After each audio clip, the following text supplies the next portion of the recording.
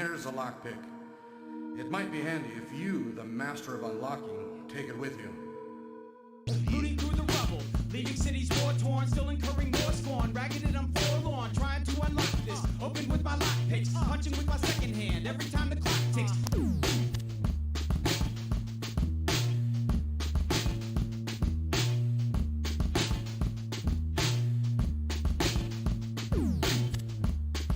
Alright, there you go.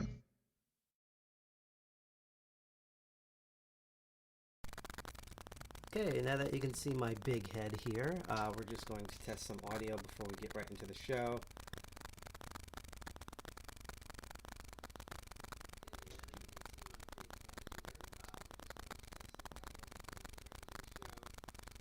There's a weird rattling. Let me see if I can fix that. Hang on.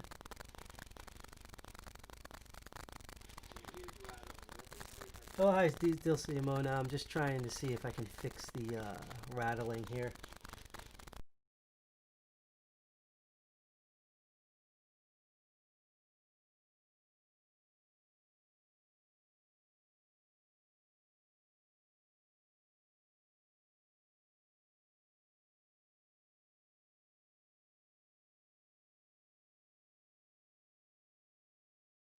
Let's try this one, see if that works at all. I don't think it's the right one though.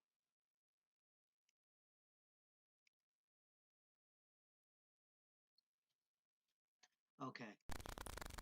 So it is the first one, although I don't know why there's a weird rattling sound, or there was. Let's see with this.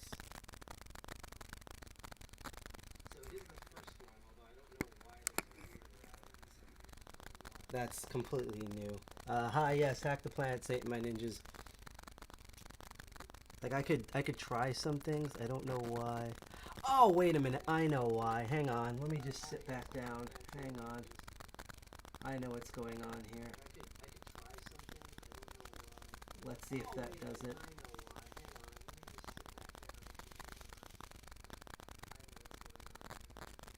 Apparently I don't think it's that. It's weird because we had these mics leveled before. I don't know what the heck's going on here. Just give me a moment. Let's see.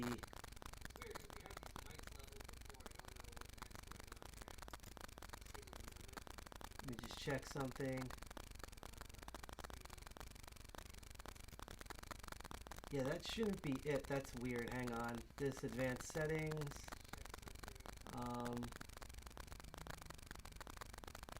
Video capture, desktop audio, alerts and chat. Yeah, I guess that's something that I'm going to have to fix later, unfortunately. So, it's weird because we finally have the camera set up perfect, and now apparently there's some form of glitch going on with the audio because at DEFCON 201 we can never win. So, anyhow, I guess I'll get on with this unless if N Commander's in the chat, he might be able to give me some advice, and I'm sweating in here because it's like 90 degrees all week. Let me mute the TV in the meantime. There we go. So, hello everyone, welcome to the fourth episode of Master of Unlocking, where every time I try to do a live stream myself, something goes horribly wrong. But I think it's not too bad this time. Part of the reason why I think everything's kind of screwing up to some degree is because there is a new camera thing that I want to actually try out, and basically I want to make up from the first time I broadcasted, because the problem with this camera is that it was designed for web chatting like this, so if you go close up it actually cannot focus correctly. What I've done, and you'll see this later on, is I've actually included my phone as an optional camera that I'll be able to flip back and forth on. I'm actually going to prepare the mouse just for that so I could just click on it. Therefore, when I hold stuff up, I'm going to switch to this other camera and it should focus and you should be able to see what's going on that I'm doing. So today's and also note, I have new stuff coming in, so there'll be new things to talk about, but I'm literally at my breakpoint limit for stretching for time for this show. So essentially what we're going to do is we're going to test this new camera system out, which is probably why there's like terrible buzzing, and also let me know if everyone can hear me properly too, besides the buzzing, because I'm going to have to figure that out later. So what we're going to do is I'm actually going to do a redux of our first episode when I first taught lockpicking, because now with the other camera, you'll be able to see properly what's going on. I finally basically figured that out. On top of that, what we're going to do is we're going to go into a bit of sort of my philosophy on the different types of people that you see in lockpicking and locksport. And then we are going to go into, or basically I have the series of Naughty Locks from the second episode, and we are going to try our stuff there. The other unfortunate thing is that I was going to show you the official TOOL presentation of how to do lockpicking. So I'm probably going to have to teach basic lockpicking like 3 times in a row by the end of this. This will be the second time. And the reason why that's not running is because I don't have access to the PowerPoint. Sarah still has the access to the PowerPoint, and he's not back yet to where he can work on it. So nothing will run their official PowerPoint. It doesn't help that the TOOL PowerPoint, and I'm a TOOL member so I can say this, was like created in 1868 and they've never updated it. So a lot of times when people load the modern PowerPoint into their PowerPoint slide into modern PowerPoint, almost nothing works on it, and they have to do like huge configurations. So that's also could have been a problem. But that's what we're going to kind of get into today. So before I tilt the camera down, as I said, I'm a TOOL member, so I want to do 3 things covering 2 topics. One, even though I am a member of the Open Organizational Lockpickers, aka TOOL, you can check them out and you'll see them later when I bring them up on screen. TOOL.us, that's TOOL with 3 O's, hence the Open Organization of Lockpickers. This is not a TOOL sponsored stream. This is not a TOOL endorsed stream. I just let you know that I am a TOOL member, because if you want to know if I actually know how to pick locks, that's a decent proof right there that they all wanted me to become a member. I mean, you can apply to be a member online, and they accept a lot of people in, but just to know about that. And I've been on and off doing stuff for TOOL for 8 years in a row. A lot of my friends are members of the Open Organizational Lockpickers and are personal friends of mine. And then finally, earlier this year, before the COVID completely hit, I guess we got demonetized, even though we're not monetizing this, that I became a member. So I just want to put that out of the way, that even though I am a TOOL member and I have taught people under TOOL how to pick locks and stuff, this is not a TOOL endorsed or sponsored stream. The second thing, which I introduce every episode about lockpicking and locksport, is that even though I'm not a TOOL member, we're going to follow the 2 major rules about lockpicking before I tilt this camera down we get into this episode. And that is, 1, do not pick locks that you rely on, and 2, never pick locks that you don't own.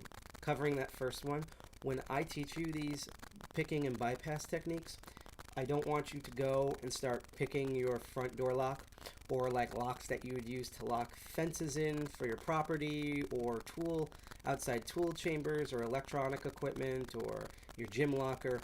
Those are locks that you actively use.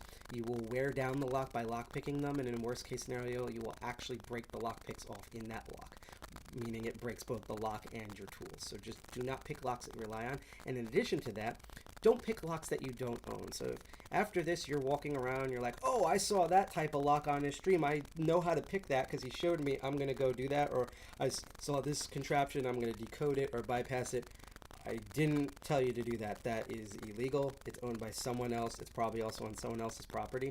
So that is a good way to go to jail for that. And I'm going to laugh at you for it because I don't endorse that. What you can do, though, is that you can buy locks like I have just for the specific purpose of lockpicking. So all the locks that you see here, I don't use them for my personal use. They are here to not only educate and teach myself, but also to teach others, like at local TOOL meetups and at our local DEFCON meetup. And by the way, right before I tilt the camera down, this is DEFCON 201. We are a local, I should have started off with this. I keep getting better, but getting worse on these live streams. We are a computer hacker group that's in New Jersey. Particularly, we are in Jersey City, but that's in Hudson County, New Jersey. And we normally meet, and we're going to try to meet again on July. We usually meet third Friday every month, and we're going to try to do that again with limited seating and social distancing next Friday of the month, which I believe is July 17th, but don't quote me on that. However, because of COVID and the cops just want to beat you if you have a face, and J.K. Rowling not being able to shut up, and just all the Kanye West running for president, cats and dogs living together, mass hysteria, we've been live streaming our meetings, and we thought that in order to save our sanity and possibly your sanity, we would also just stream like cool stuff that we like doing, such as N Commander's crazy sort of hacks, which he's going to do this Wednesday at 8 p.m. And our other co-founder, G.I. Jack, who has an awesome show called Archfile Linux Perspective, where he shows off his Arch Linux machine. A lot of times he games on it, and that's going to happen, I believe, yeah, it's going to happen next week, Thursday, at 7 p.m. And that's a few examples. If you go to our website at defcon21.org, click on the news section, or if you're on Twitch or any of our streaming platforms, you should be able to click on a schedule list that's on our profile, and that should have everything there. If that's not available, just go to our website, again, defcon21.org, and we do that. So now that we know that this is not a tool authorized stream, and that do not pick locks that you don't, don't pick locks that you rely on, and also don't pick locks that you own, let's reintroduce basics of lockpicking. And for all those out there, by the way, who saw the first episode, this is retreading. This might seem a little boring, but trust me, I think you're going to really like what I've done with the new camera system. So I think more gears will turn if you have either begun practicing or you're waiting for like stuff from Sparrows and other lockpicking tools to come in. You haven't done so yet. Got that? Okay. So I'm going to tilt this down. And by the way, on break, I'm going to see if I can try to fix that audio issue. Bear with me for a while. One of these days, we'll have both video and audio working with the other camera, and then everything will be good. So I blabbed enough. Let's look down at the table. So yeah, this is our setup right here, and I'm just going to scoot this guy over. There we go. So let me take a hydration squad. I've updated to a beefier guy, and I'm going to drink his cousin soon. This is not sponsored by Brisk. This is something I just drink because I dehydrate a lot, and I'm under a lighting system that's as bright as the sun. So, locks. You've seen them everywhere. They're on your front doors. You've probably seen a lot of different types of padlocks with all sorts of crazy designs. How do they work? Well, and this is going to be fun. You probably have seen little locks like these. Master locks are really common. We're going to get to these guys in a moment after I teach you this. But I want to show you what it's like inside most locks to show the principle. Most locks are pin and tumbler locks. And that pin and tumbler locks are like, I would like to say, 94 to 97% of most locks you'll encounter, especially in America. In America, it's that high. In Europe, I would say like 90 to 94%, but in America, 94 to 97% locks are pin and tumbler locks. And you probably heard that, maybe heard that term before. What does that mean? Well, I'm going to show you what it looks like on the inside. So, let's see if I can, I'm getting used to this camera. There we go. See how you can see everything now? Actually, hold it like this. So this is what it looks like in one of these. Like if you ever seen one of these, it's there we go. So if you've ever seen one of these, one of these, because it's backwards for me. This is what it looks like on the inside. It's the same. So what's in here is the same exact in here, just smaller due to the smaller case. And what this is this is a clear padlock that I use for demonstration purposes. And I'm going to tilt it this way. There you go.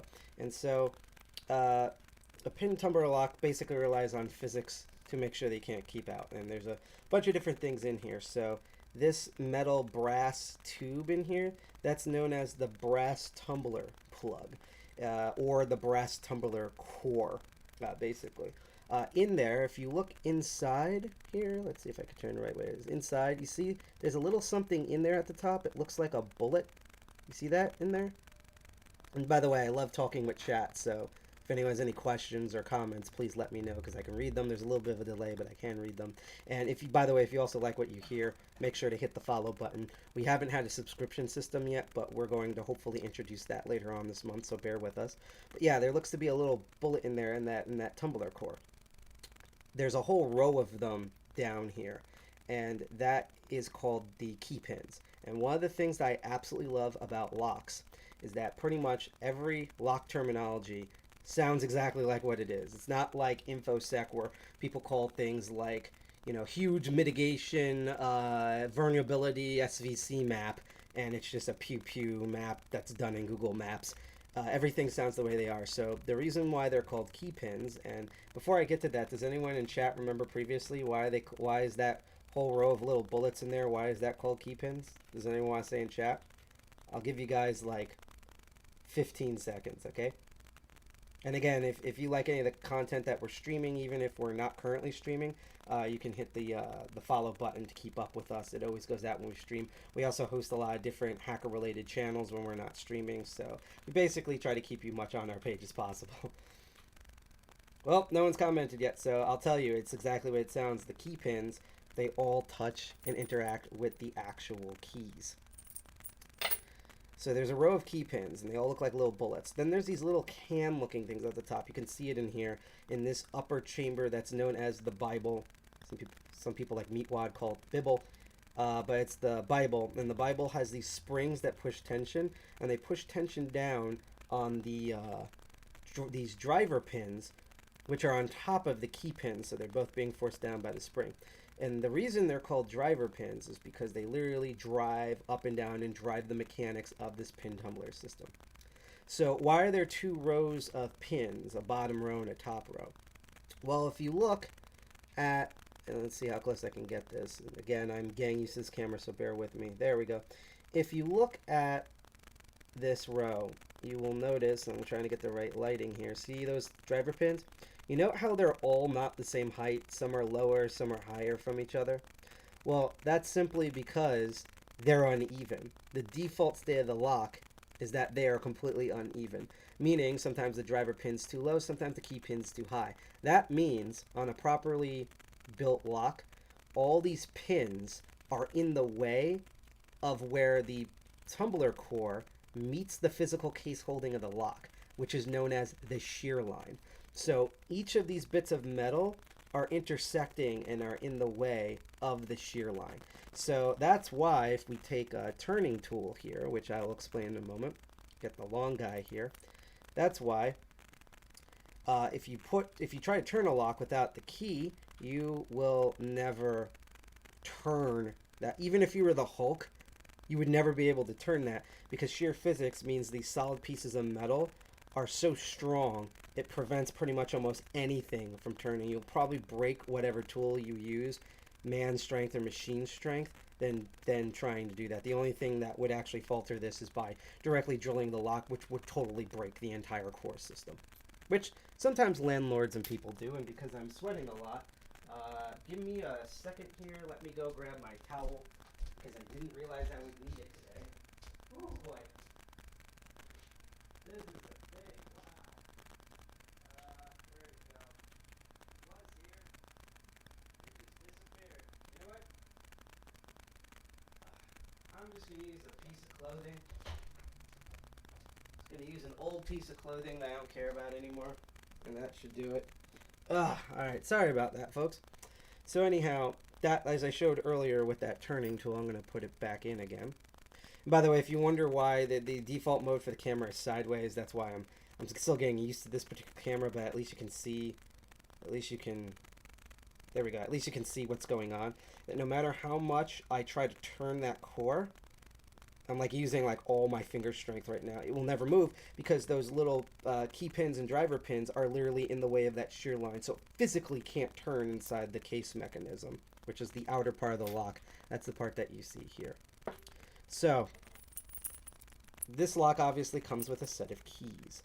Now, what do keys do? It sounds like a stupid question, but you may be surprised of how common this is. And let me go grab something else that I know is floating around here somewhere. Here it is.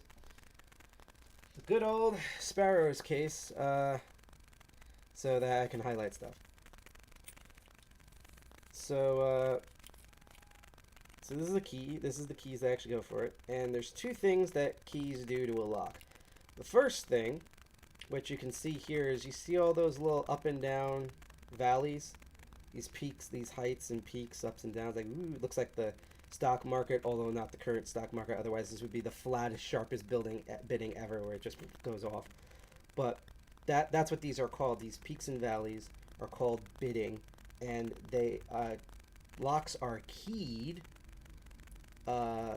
with certain biddings at certain heights. The reason why is because, like I said before, let's actually try it with this backing. The driver pins and key pins are all at different heights, and they're at such heights that they literally block that shear line. So I'm going to show you something here that you guys should now be able to see because now, there we go. Because now you can, well, I actually have a camera that shows up close. So you see how all uneven these key pins are? Watch what happens when I put this key in that's correctly bitted to this lock. First of all, you can see them move up and down, right? So you can see how it pushes these pins out of the way and moves them up and down, correct? Now, here's the magic. Remember I showed you here how they're all uneven? Watch me put the key in. You see that? They're all even now. Like all the, sorry, the glare's in the way. All those driver pins, I'm gonna have to get a halo light eventually, are all equal. Because basically now, the driver pins are all equal height, and the key pins are all equal height, and they're at such the correct height that the gap in between the pins are now aligned with that shear line, meaning there is nothing in the way of that shear line. This creates an actual physical space that, which is the other part of the key, using this fat bottom girl here that you can grip, you can turn the key, which once this plug turns, as you can see, it turns. This will engage what's called the actuator, which on a door is the door bolt, or with a lock, it's usually a mechanism. They have different types. Some of them are ball bearings. This is the previous version by design. They're just these little like clips that will release the shackle. So watch. So again, all those pins are uneven. Let me just center this. There we go. All those pins are uneven. So I put them in there. And this has been bitted, so now all those key pins are even. The key pins are at the bottom, the driver pins are at the top, and there's a space directly between the two right at the shear line. So this plug can turn, and when I turn it, it's going to move that actuator and open the lock. I'm going to show you that again. So keys, all the biddings on this is uneven. We have the right bitted key here at all the correct heights, done by like a professional locksmith, and we push that in there. Everything's now even. There's a gap between the shear line. I can now freely turn this tumbler plug core, and that will move the actuator, and that will pop the lock with an audible click. So yep, that's what it looks like on the inside. And later on, when I pick this lock, I'll actually show you the key pins in here. So the problem is what happens when you don't have the key and you just have a lock. Well, that's what lockpicking is. With lockpicking, we're going to be simulating we're going to be replicating and simulating, but mainly replicating what those keys do inside this lock. Now, like I said before, the key does two things. So you're going to need two separate tools to manipulate this. I'm actually going to stand to the side here to make this easier for me to display. There we go. So there we go. So what you're going to need is, like with the key, that fat bottom, you're going to need something that turns the lock. And that's what all of these guys over here are. And I'll show you this one up close. This is my personal favorite one. This is what is known as a turning tool. Or sometimes I call them tension wrenches. Some people call them turning tools. There's many different words for them, but this little, what's literally called an L shape, or in this case an L tensioner or an L turning tool, is what we're going to use for this guy, because this guy works on the majority of pin and tumbler locks. There's some exceptions which I'll show later, but that's a whole thing there. So we're going to take this turning tool, and because of its design, and there's other designs, but just keep this in mind, this is called a bottom of a keyway tensioner tool or turning tool. So we're going to take this guy, and we're going to do exactly what it says. Here's the keyway. Even if this wasn't clear, we know from that little peak and then the S shape that that little peak on top is the top of the lock. So if that's the top of the keyway, that means down here, this wide open after the S, is the bottom of the keyway. You can always tell because, see, there's that little, let's get the light.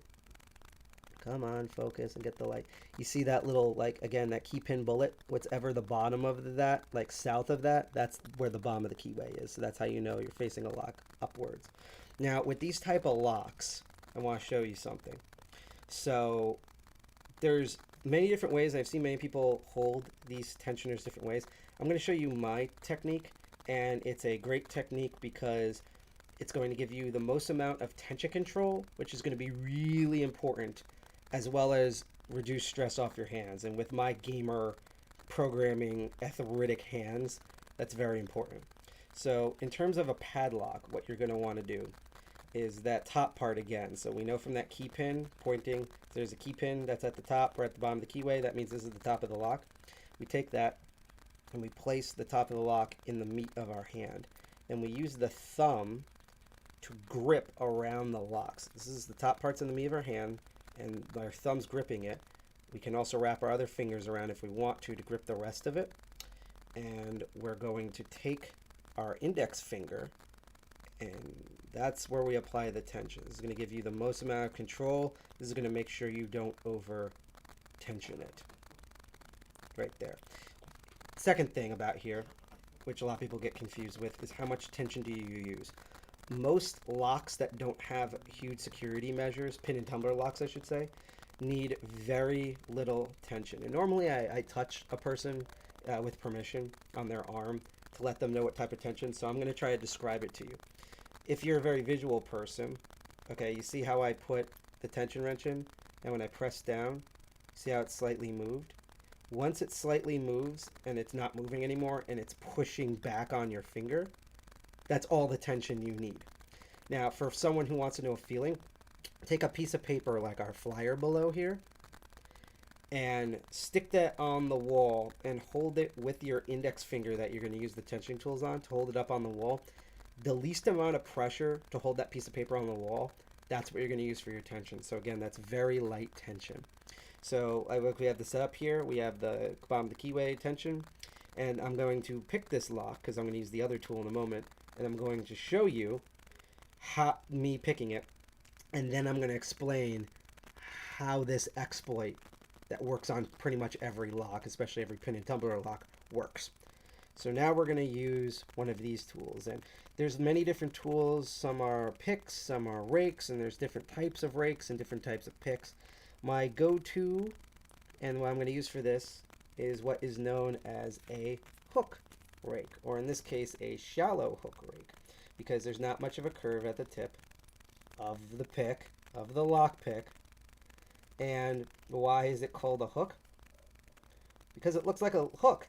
It's a little pirate hook. Like you can imagine, like there's this stump and he's like, arg. That's why it's called a hook. And ignore the growling. We don't have a pet. That's just my stomach because it's hot in here.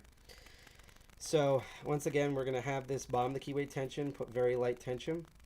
And what I'm going to go in is I'm going to use this other tool. I'm going to go inside and I'm going to feel for those pins. And I'm going to hold it at an angle where, because normally I'm holding it like this and picking, so you will not see what's going on in here. And that's fine, because when you get to real locks, you don't have x-ray vision unless you're lucky. So you don't know what's going on in here. Most of this, some of it is sound. You will hear things like clicks and stuff. A lot of it, or almost the entirety of it, is feeling, right? So you're going to want to feel for it. So normally I hold it like this because I'm not trying to look. Never look inside the, don't try to look through the lock, through the keyhole. You want to hold it off. It's almost like you have your vision impaired, which is also why there's a lot of blind people who get into this. And you're going to want to feel. But I'm going to hold this. I'm going to try to hold this in the preferred way, but I might also hold it in an odd way just so you guys can see what's going on inside. So with the light tension here at the bottom, I'm going to go in and I'm going to move these pins up and down. And as I'm going to repeat later, the way I talk about with picking pins is you treat them like they're your siblings. You just keep poking at them until they give up. And don't worry, I'm going to elaborate on that later. Oh, there's one that's not going, and it opened. You see that? I'm going to do that again, and I'm going to hold it in a really odd way. Do not hold it like this. This is literally for, I should have a little like image here, like for display purposes only. This is so you guys can see better, and I can potentially hold it more up close. And this is an odd angle because I have this like wood thing in a way, but here we go. So you're going to see, I'm going to go in, you're going to see each of those pins move up and down. Yeah, I'm definitely going to get a phone stand in the future for this. Actually, it's going to be upside down, but this will allow me to hold it better and closer. So you're going to see I'm going to go in there and move this up and down. Something off. There we go. That's why. That's why I don't normally hold it that way. So I'm going to go in, because you want like clearance. We're going to move these different pins. Okay, that one's stuck. And it opened. So how are we able to do that? Is it voodoo? Is it magic? Do I have like mind manipulation control powers on this guy? Close. I'd like to think that, but unfortunately not quite. Again, these pin and tumbler locks, like most locks work with physics, you defeat it using physics. And we defeat it by something we're all related to now, how sucky the real world is. So as the Tool members say, in a perfect world, well, first of all, we would have a completely different president at White House and people would actually wear masks outside. But we don't live in that perfect world. So in a perfect world, and if this was like 3D modeled by someone who didn't know like how locks actually worked, you see those holes that are drilled in at the top here, right?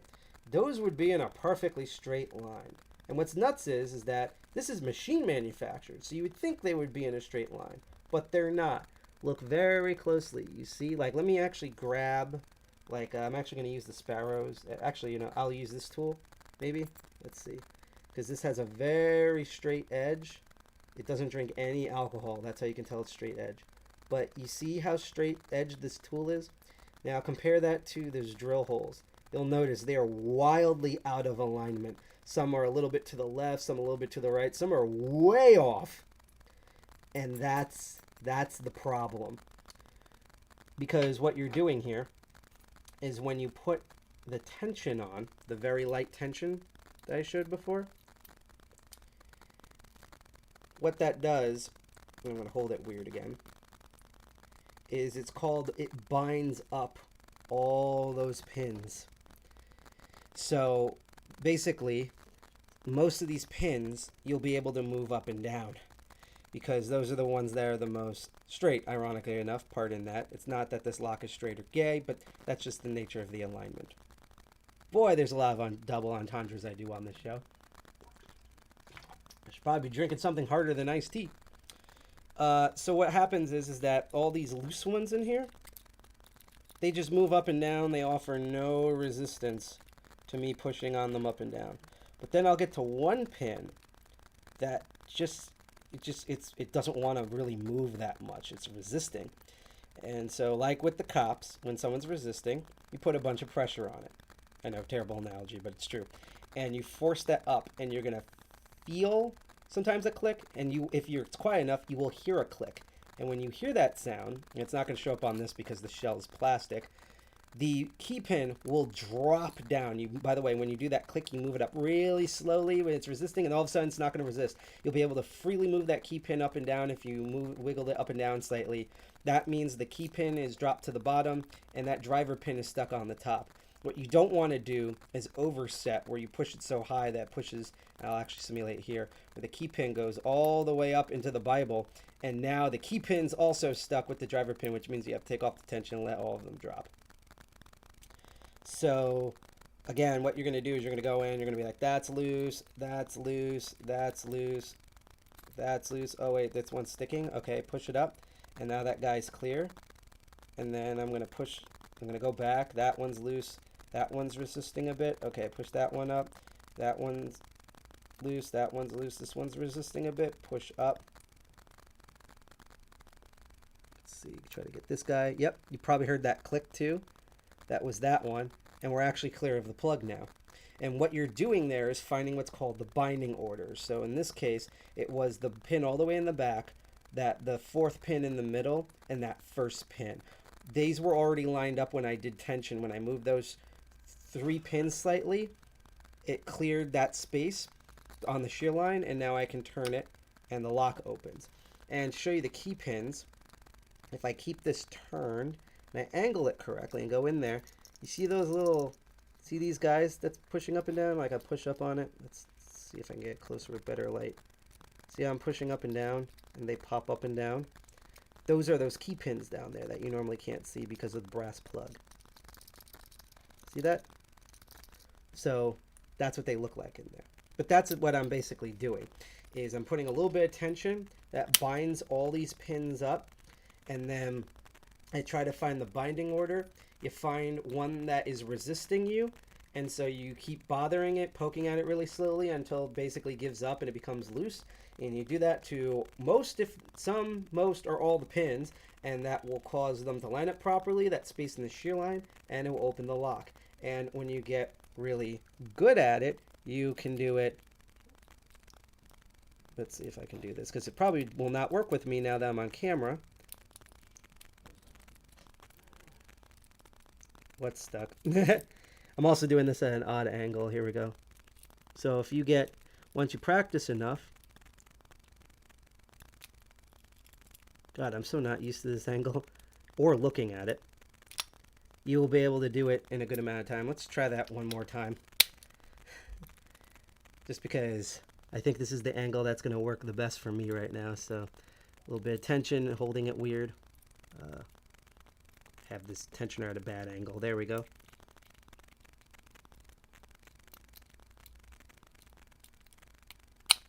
And it opens. And that's how that works. And again, that stuff that I showed you all in here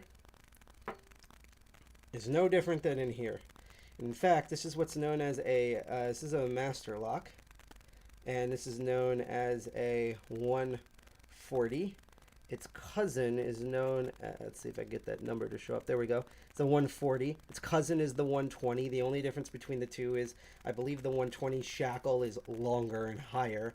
This one is shorter, but they have the same mechanics. And I call these little brass boys. It's one of the most common locks you can get. In fact, what I'm going to show you scarily enough is that if you go to most gun manufacturing websites, this is actually one of the top locks and one of the most popular locks that they try to sell people who have firearms to either lock their firearms into cases to prevent theft or kids reaching it, and also locking the zip loop that goes through the, because my brain's dying because I'm dehydrating, the, well, it's the loop that goes through the gun that prevents it from firing. Because I know the term, I just can't think of it right now. So this is like a very common lock. I see these all over Jersey City, and I've seen these across the United States and even in other countries. And as I wipe the sweat off my brow, I'm going to show you the same technique. And what's even crazier about this is I think this is even easier to open than the clear one, because this actually has 4 pins in it. How do I know? Like, let's say I didn't own this lock and I never encountered it. How do I know it has that many pins? Well, I can take a tool such as this one and use the very sharp straight edge back of it, and when you want to know how many pins are in a lock that you obviously can't see through, you take that flat side, you aim it so it points up to where the key pins are, that flat side, shove the tool all the way back in the plug chamber, you push all the way up, and that's going to lift up all the pins, and then you're going to slowly pull out that tool, and you will feel them drop, but you'll also be able to hear them. And this microphone's sensitive enough that you should be able to hear these pins dropping. So I'm gonna pull this tool out, and we're gonna hear it. And count each drop. 1, 2. I think that was 2 there. 3, 4. See? We're gonna do that again. You can hear them. I can feel them, but you'll be able to hear this. 1, 2, 3, 4. So there's 4 pins in there. And you can do that, and I'll tell you right off the bat, most padlocks, basic padlocks like this, like these Master Lock 140s, usually have, especially Master Lock, have 4 pins. In fact, you can find Master Locks, which I plan on getting in the future, that are rated 10 for security, and they still have 4 pins with no security pins with poor bitting. Basically, they're trivial to get through. And, do it right here. And they have 4 pins. Some of them, especially the higher security ones, I have a couple here that I like this, have 5 pins. So if you're able to get up to 4 pins, like if you're doing practice tumblers where they're progressive and each lock adds a new pin, if you can pick 4 pins, you can pick most padlocks. If sometimes some tool members say 5, but if you're able to get to 6 pins, in my opinion, you are in full range to be able to pick not only most door locks, but pretty much most locks in general. Almost dropped my glasses here. Here we go. Yeah, I'm probably going to cut this afro off soon just because of the heat. So, just to show you what I mean here, and I want to remind you again, this 140 is the most common lock that gun owners use to lock up their guns to prevent both theft and from like kids, teenagers, and other people for accidentally using them and then shooting themselves. So just keep in mind when I do this. We're going to do the same technique before. We're going to take the bottom of the keyway L tensioner with the little twist here that I love. Stick that on the bottom of the keyway here, just like last time, except you won't be able to see through this. So I'm going to hold out an angle, and then I'll show it to you not curled so you know it's not like a magic trick. And I'm going to go in, I'm going to feel for them. And remember, there's only 4 pins. And knowing Master Lock, I only need to move 2 pins to get this to open. I just did way too much tension there. Here we go. Actually, what I can do here is, let's see, I'm going to go back to the wide angle. Oh, wrong one.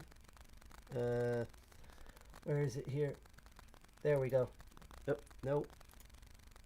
What am I clicking? That's not, here it is. Oh. There we go. So I'm going to go to the wide angle because I don't need to really hold the camera that close. And then the next one I'll do the close angle. So I'm going to go in.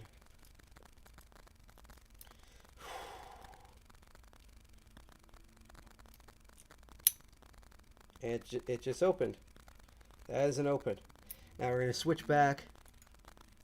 And I'm going to hold this lock really weird so you can see it up close and show you guys that it's the same technique and only 4 pins. And I know from experience they differ depending on when you buy them, but for this guy it's the 2 back pins, and all of his cousins are pinned the same way. They all use the same key.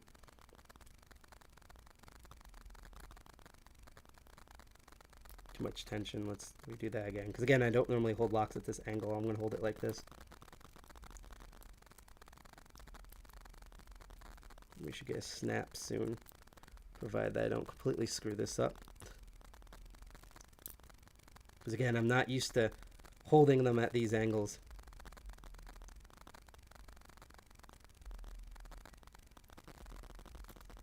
And that's actually why you don't normally hold it at an angle like this, because you'll end up over tensioning it and not realizing it.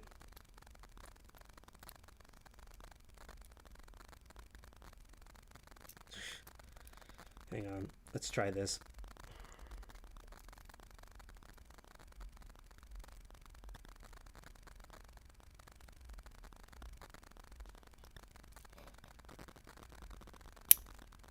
See?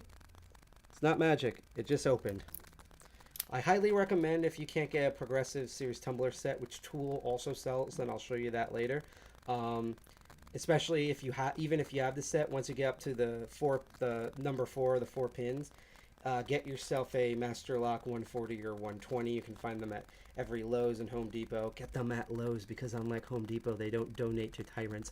Or online off of Master Lock's website. These are very common. You can even go to an independent local hardware store and they're pretty much guaranteed to have these. God, I'm sweating like I'm sweating like Trump at the polls, let's tell you that.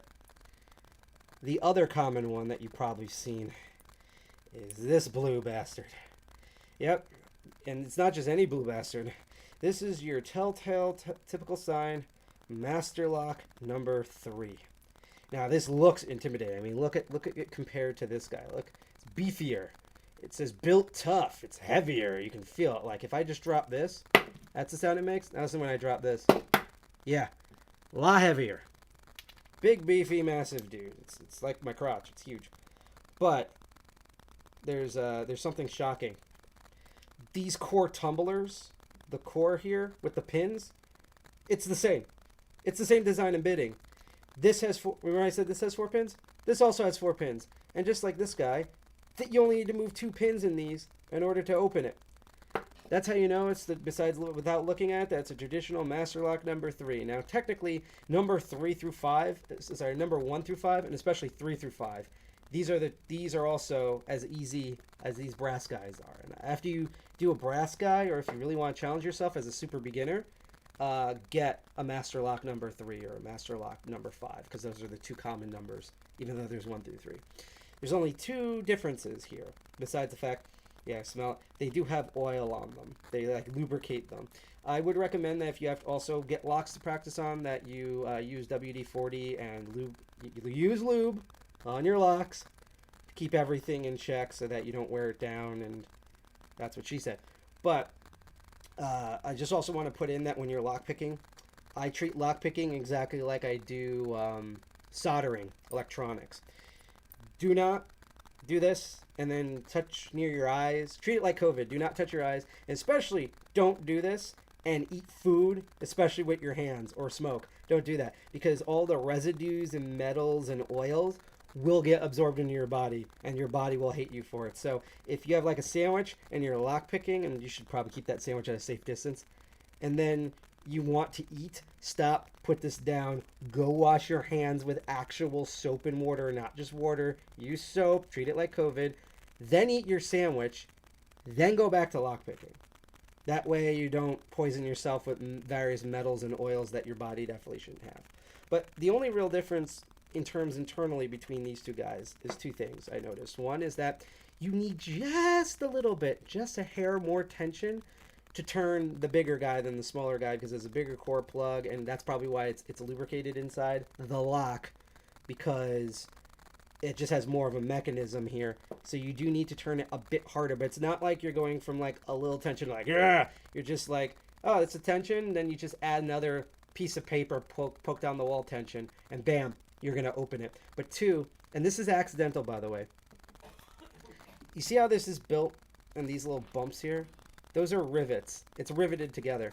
So an issue that a lot of beginners do is that they'll pick it and then they'll rotate it and then it won't open. And then they're just like, oh my God, is this an actual high security thing? Like it's doing some complex counter rotate? No. It's really simple. Remember, this is basic physics. Those rivets are so high. How high are they? They're so high they live in Nevada. No, or Colorado. They're so high that they actually get in the way a lot of the times of these bottom of the keyway tension tools. So if you're using a bottom of the keyway tension tool like I do for this one, and trust me, you're not going to need any more with the bottom of the keyway tension tool, my suggestion is instead of placing it all the way into the core, place it about a third to halfway in, and then put your tension on it so you can have that gap. So you see that gap? When it turns, there's no way, let's see if I can angle it right, there's no way in heck with this gap that you're going to hit that rivet. So that's my recommendation. So I put it in a third of the way in, and we're going to do the same technique where we're going to go in and we're going to find the binding order, poke these pins like they're our relatives, and just annoy them. You can already feel it move. Although I think I just screwed up again because I'm sweating. Oh, almost.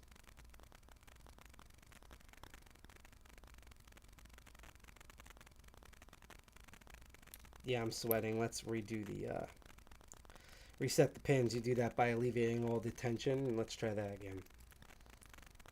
Because I'm not going to even need a shower. I'm going to need to, like, bathe in an Olympic-sized swimming pool after this, or just sit in front of the fan for 5 hours. There. Whoop. Almost. What is in the way of this guy? I hope this is not, I know one of them's, like, semi-broken. I hope this is not it. Oh, that's what it was. That little bomb one was stuck on the rivet slightly. I think. Hang on. Yep, that's all it was. See, I didn't listen to my own advice and accidentally, I need to make it more high. So I'm going to, again, so this time I'm going to put it in truly halfway and do light tension on it. And this should open pretty fast again. So, and then I'll do it the third time at an odd angle like I did before so you can see with that guy. We got an open. And again, it's the in here is no different than what was in here. That was in this practice clear lock that's designed to be pathetic on purpose for visual demonstration purposes. It's the same technique. So again, I'm going to put this in halfway. And I'm going to put some slight light tension on it with my pinky. And we're going to go in. I'm going to make sure I'm at the right angle here. We're going to manipulate those pins.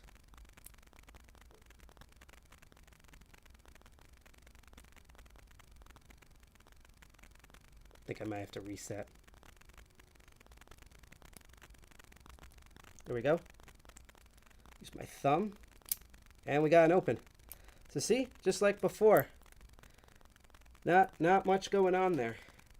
Now, I'm going to go in a couple of seconds into, that was just, everything we just did right now was just a bottom of the keyway simple tension, or a simple L tension tool, L tension wrench.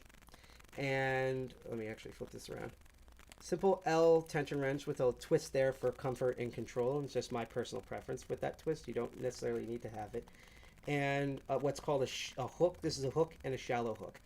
In a moment, I am going to show everyone close up how the rest of these picks and what raking is and how that works. And then we're going to go on to a newer subject.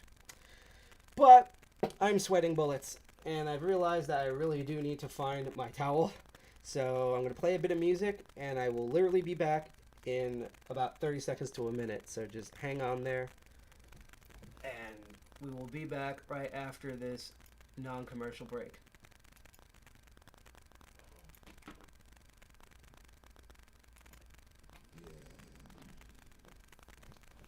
I need to mute this.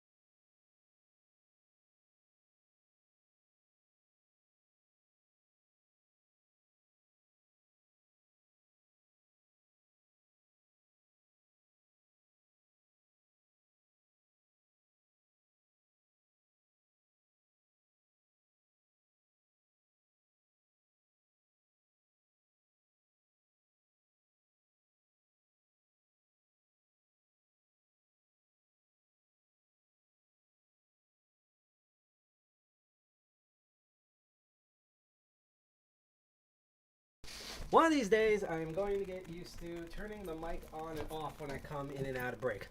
That's also what she said. Close the door, please. Thank you. So, as I said before, welcome back to the show.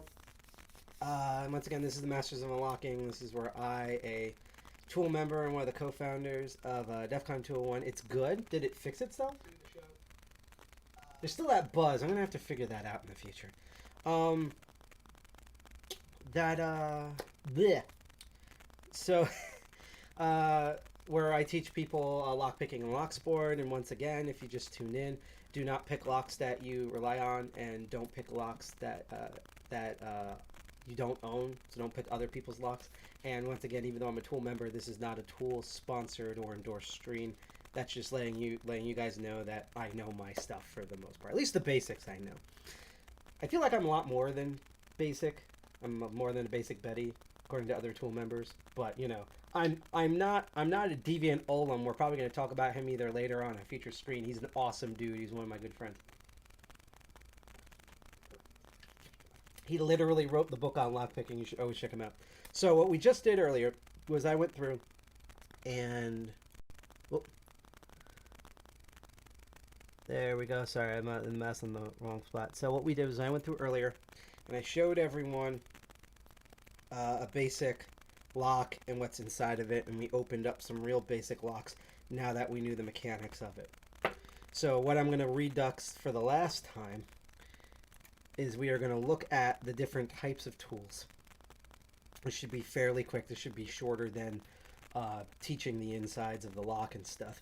And then we're going to take another short break that's only going to be 10 to 30 seconds. And then we're going to switch this over to my computer screen, go through some stuff. And then I'm just going to hang out and do a bunch of, and try to get these annoying guys and chat. And we'll have a whole thing. Okay? Sounds good? So, now that you know the basics of use a tension wrench, and you put a little bit of tension, and you move those, should actually physically show you how to do this, and then you move those, the key pins and driver pins up and down until they bind, and then when they're all lined up on the shear line, you'll feel the lock turn and it opens. But to note, there's different types of tools for different types of locks, techniques, and sometimes there's just different tools for personal preference. And I'm going to show you what those are. So this entire time, that previous whole session, I was using what is called a hook, which looks like a hook, like Captain Hook, like a pirate hook, or like a hook that you use to like yank someone off the stage. This is, I don't know where my deeper hook went. That's what she said. More like that's what I said to her, but whatever. This is known as a shallow hook because it only goes to like a little bit of a curve point. Mine is mostly straight, it doesn't curve. I lock picks. There are ones that have a deeper curve than that for like doing high reach inside a lock and things. We're not really concerned about that with basic locks. So that's why we're using this for most stuff, and that's what a hook does. Another popular, oh, and before I get to that, I also have, you probably noticed, I have another hook, right? They look identical, basically. So what's this other hook at the bottom? Why do I have two shallow hooks? Well, this one that I use, he's the thickest boy you can get. He's the minimum min-max range of thickness, that's what she said, with the locks that you can use to pick locks. This is 25 thousandths of an inch. Sometimes you can get lock picks in 30th thousandths of an inch. 35 thousandths I think is the absolute maximum for most locks, and you won't get into like half of the keyways on that. You have to have a pretty wide keyway to do that. But this, like your average door lock that you see, like a Kwikset or a Schlage or a master lock, this will fit into most locks, but won't fit into all locks, and especially with a lot of high security locks. Not only do they have sometimes smaller or narrower keyways, but they also have what are called power-centric keyways. Again, if you look at this base training lock here at the tumbler core, notice how it's just like, you know how there's like a little tip and it goes down, there's an S? This is barely an S. It's almost like a complete vertical slot. Let's see if I can do this by comparison. I have to put this down. Here is a higher security lock. Actually, let's go the highest that I currently have here for this display purposes. Here is a higher security lock. Let's compare this is the basic one that anyone can open, keyway. That's a higher security one. You see how much is more of an S shape? It means I have to maneuver around that S shape in order to get up to the top pins. Also, you'll note this keyway is recessed and smaller. So that other lockpick, I have a hard time getting in there with another tensioning tool. It'd be hard to put both at the same time. But with a thinner, smaller one, I'd be able to get into there. And that's exactly what that other one is. So as I said again, this is 25 thousandths of an inch. This is 15 thousandths of an inch. Otherwise known as like what sometimes people call these European picks or Euro slims, because most European keyways have smaller, narrower entryways with the locks than American locks. And I'm going to show you here. So the bottom one is the 25 thousandths, and that top one is the 15 thousandths. And you can see the side. And if you can't quite see the difference there, you can kind of hear it and feel it. Like, look how much I can flex this kind of. Right? Do that. Know how dead stops. Here's the 15,000. Oh, sorry. Yeah. See, this is like, it barely flexes. And if I do that, it like stops dead. Look how flexible this one is. It kind of makes like a Jew's harp type of twang. That's how you know this is thinner. And by the way, also just note, if you hear explosions in the background, 4th of July happened yesterday. We have heard in New York and other places that they've been launching fireworks all night as like a mind game 4D chess scare tactic, but they never air them really out of like 11 p.m., even yesterday. So we know from living in New Jersey that New Jerseyans just keep celebrating 4th of July earlier and earlier. So all of June and up until 2 weeks later, you're just going to hear fireworks. So just bear with us.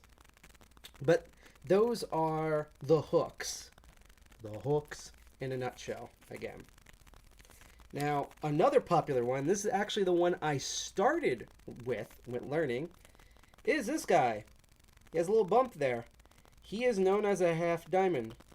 And why is he known as a half diamond? Well, if someone in chat could answer that. But we're going to see. If you guys can answer it quickly or before me, why is that called a half diamond? I will be right back. And apparently I have, like, G.I. Jack fans in the chat because people are not really chatting with me, even though I know there are people watching this. His fans are literally like him, where they're ninjas. So I actually have another half diamond. And that's because if I put these two back to back at the right angle, I need 2 thumbs for this, that's what she said. So if I do that, see how that looks like a diamond at the end? Like a little playing card diamond? Let's focus.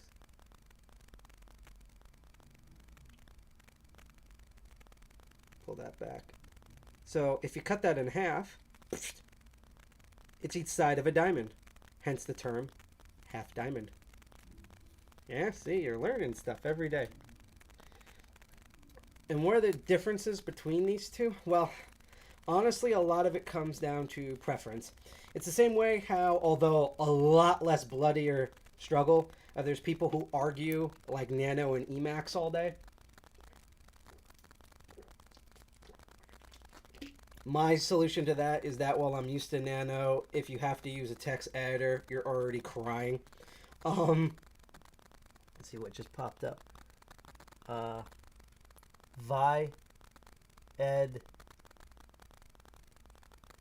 Jack apparently can only type 2 letters a minute. But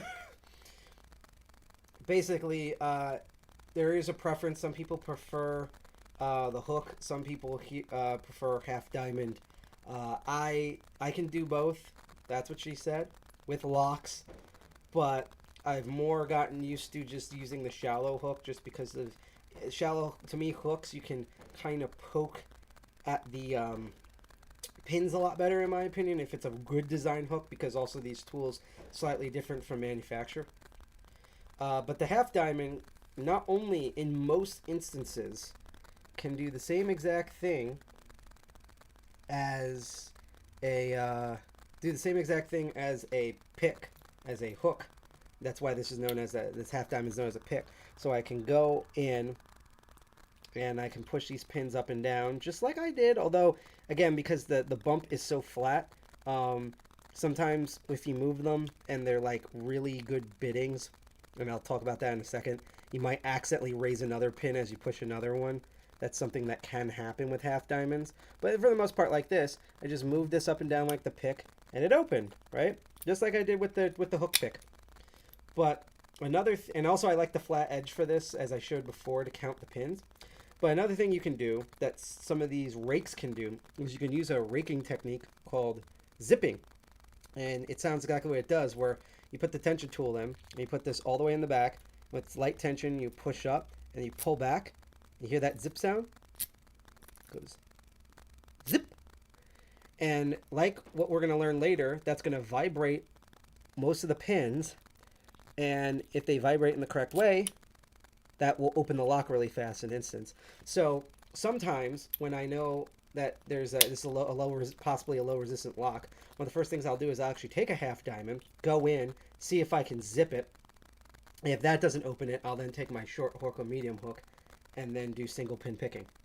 But in reality, while I usually give people the hooks to start with, whether you want to poke with a half diamond or a hook, unless you have a specific reason why you don't want to, and there's many different specific, more intermediary and advanced reasons why you want to use a half diamond instead of a hook or vice versa. It's really your preference on what style you want to use. Hydration squad. So that's pretty much most of your basic picks. So most of it are just hooks, various different sizes and shapes of hooks and half diamonds. So what's all these other guys? Well, these are known as rakes. And there are different types of rakes. And sometimes, depending on the type of rake, you're going to use a different technique. All of them work on the same physics principle. And what they do is, remember I talked about zipping earlier?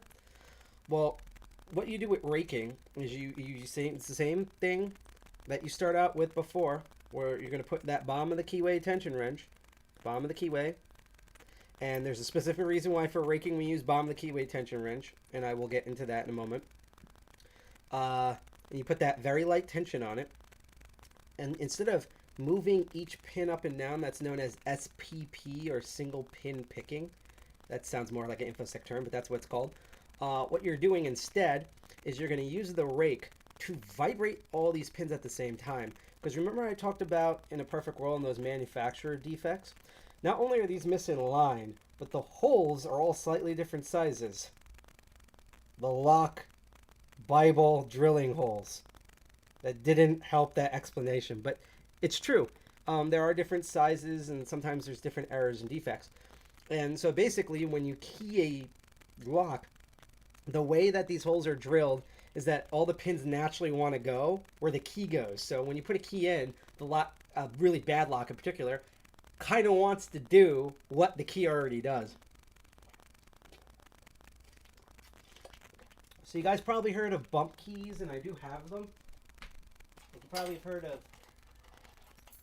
like, for some of you guys who are like, oh, I'm rogues, I'm ninja assassin, you probably have heard of, like, bump keys.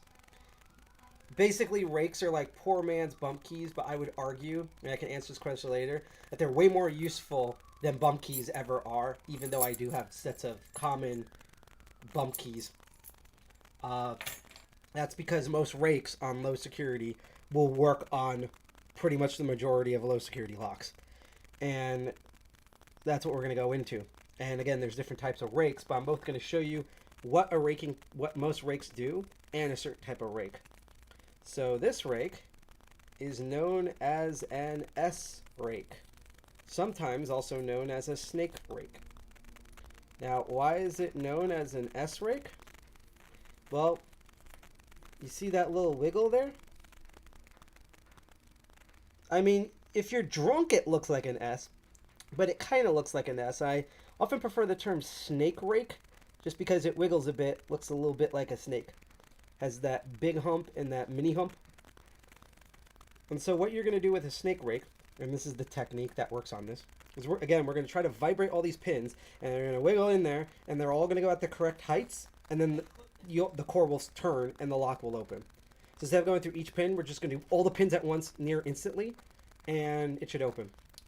And so the technique you use for a snake rake is, again, bomb the keyway, and I'll explain why in a second. You probably will guess why when I show you how to do this. You put that very light tension with the tip of your finger, as someone bought way too many firecrackers, and those little bumps, the little humps on the S rake here, you want those pointed. You want those focus. Come on. Let's try this again. There we go. You want those humps to face towards where the key pins are. Otherwise, you're going to wear down the lock and possibly break off the rake inside the lock. So those top humps, we're going to point towards the top of the keyway. And you're going to see here, actually I'm going to do it normally, and then I'm going to hold out the odd angle so you can see what's inside. What you do is you put that snake, well, I have to prop, there we go. And you put the snake rake in my opinion, all the way in the back, and you're going to pull in and out, you're going to push it slightly up, and you're going to pull in and out, back and forth, just like you do at home on your Pornhub, and it's the same exact pressure on those pins.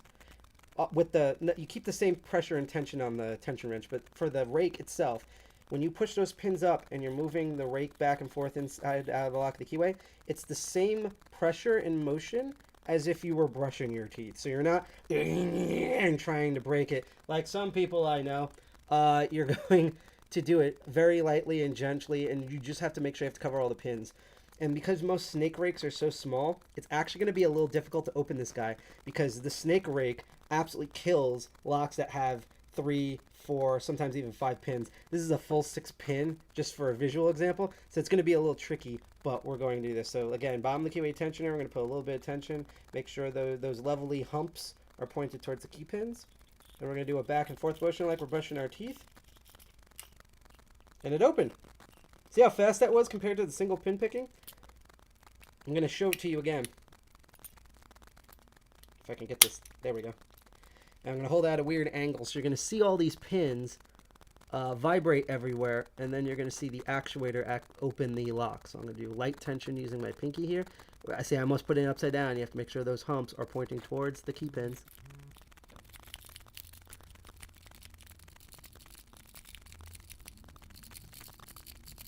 That's the thing, I'm trying to get it so it hits all the pins, especially at this angle. It's going to be a little difficult.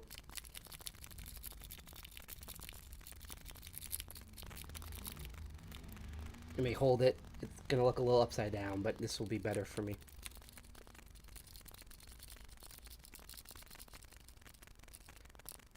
Alright, come on, what's going on here? Let's try that again. That tension wrench went weird. Again, this is why I tell people to not hold them like this. I'm literally just doing this for you, the precious audience. They opened. So you saw all those, they were out of order, and then they slowly vibrated, so they were all even, and it opened. That's how that works. Now, here's a question that I get, and then I'll answer the why we use. I'm going to answer 2 questions, actually. The second one I'm going to answer is, why do we use bottom of the keyway when we do raking? Why don't we use one of these thick guys known as the top of the keyway or pry bar to open it? I will get into that, but the first question I'm going to ask is, and I'm going to use this tool as a demo, note how long it takes me to do. When I take the tensioner and I take that hook that I like, and look how long it's going to take me to single pin pick this, okay?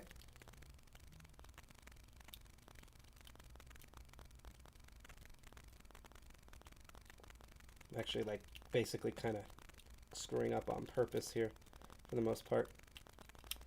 See how long that took? Let's go back to that S rake again.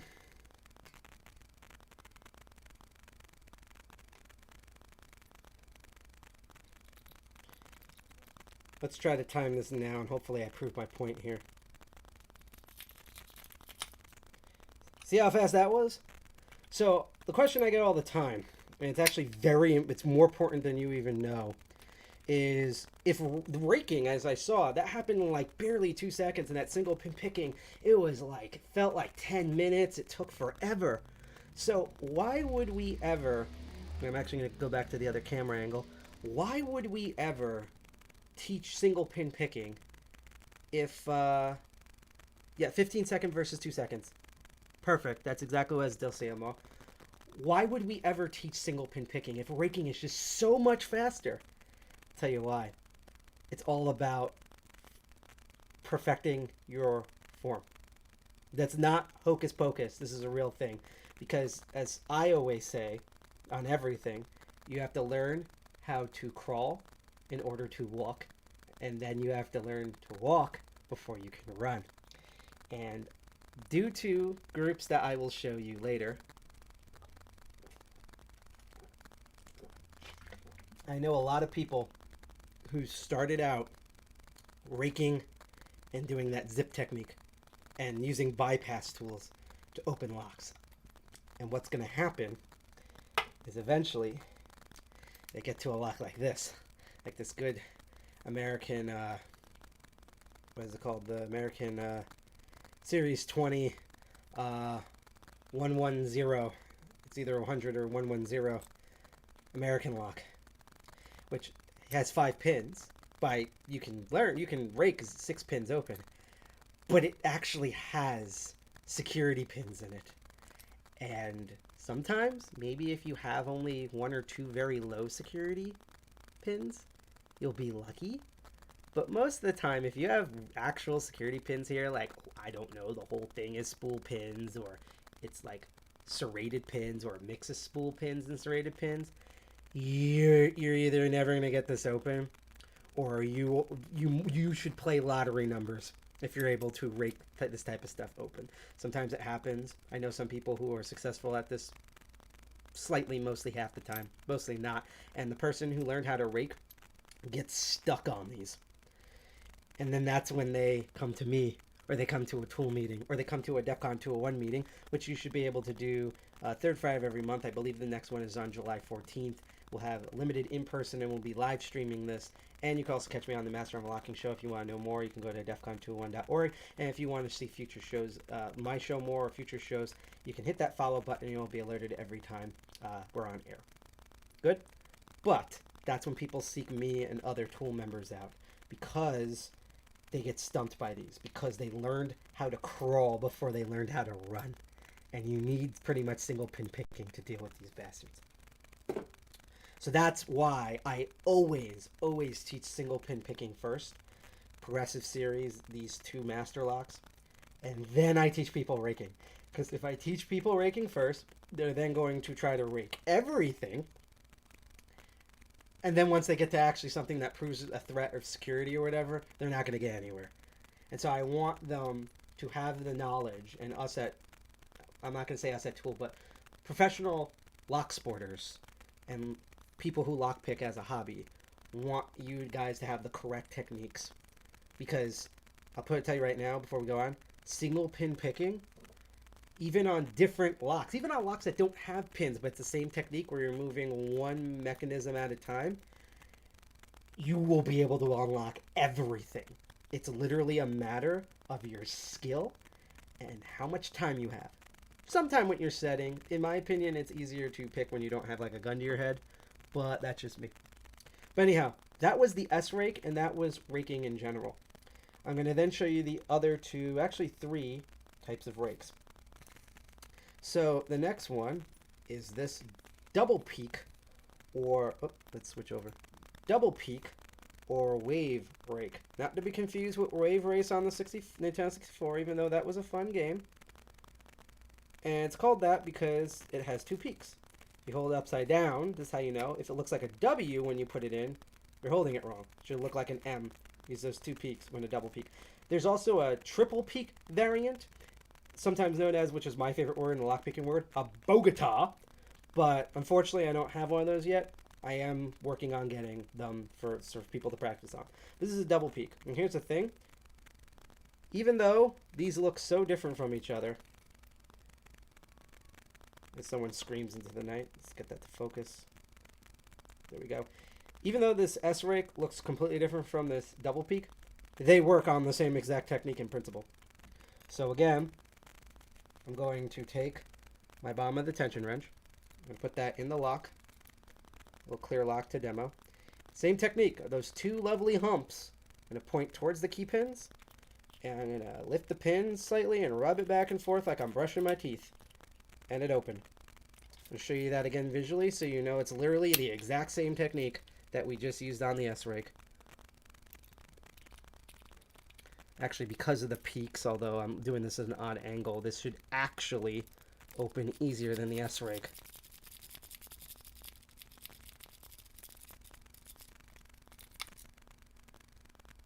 See? So it did the same thing. It vibrated all of those pins so it hits at the shear line. And it goes, you know, takes all those Av order pins and go, remix, wiggle, wiggle, wiggle, wiggle, wiggle, wiggle, wiggle.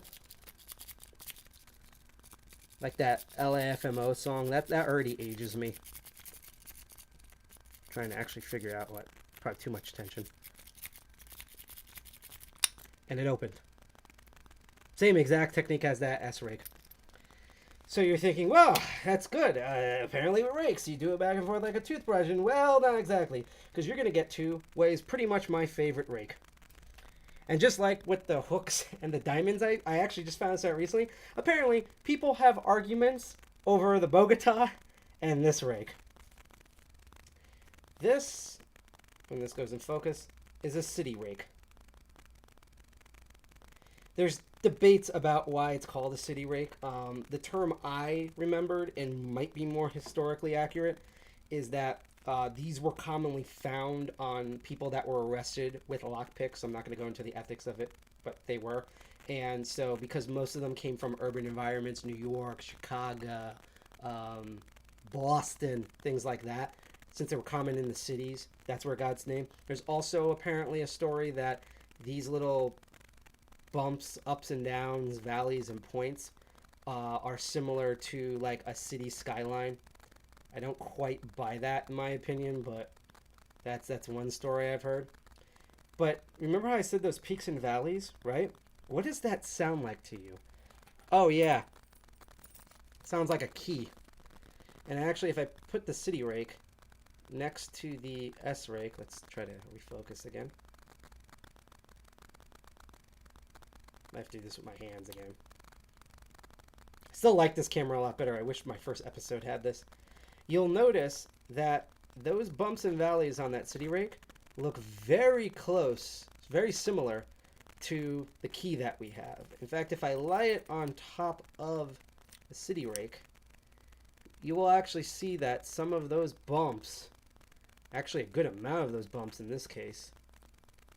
Let's do the focus again. Here we go.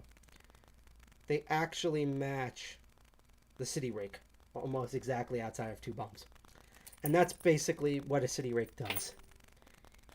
And I just dropped those. It is literally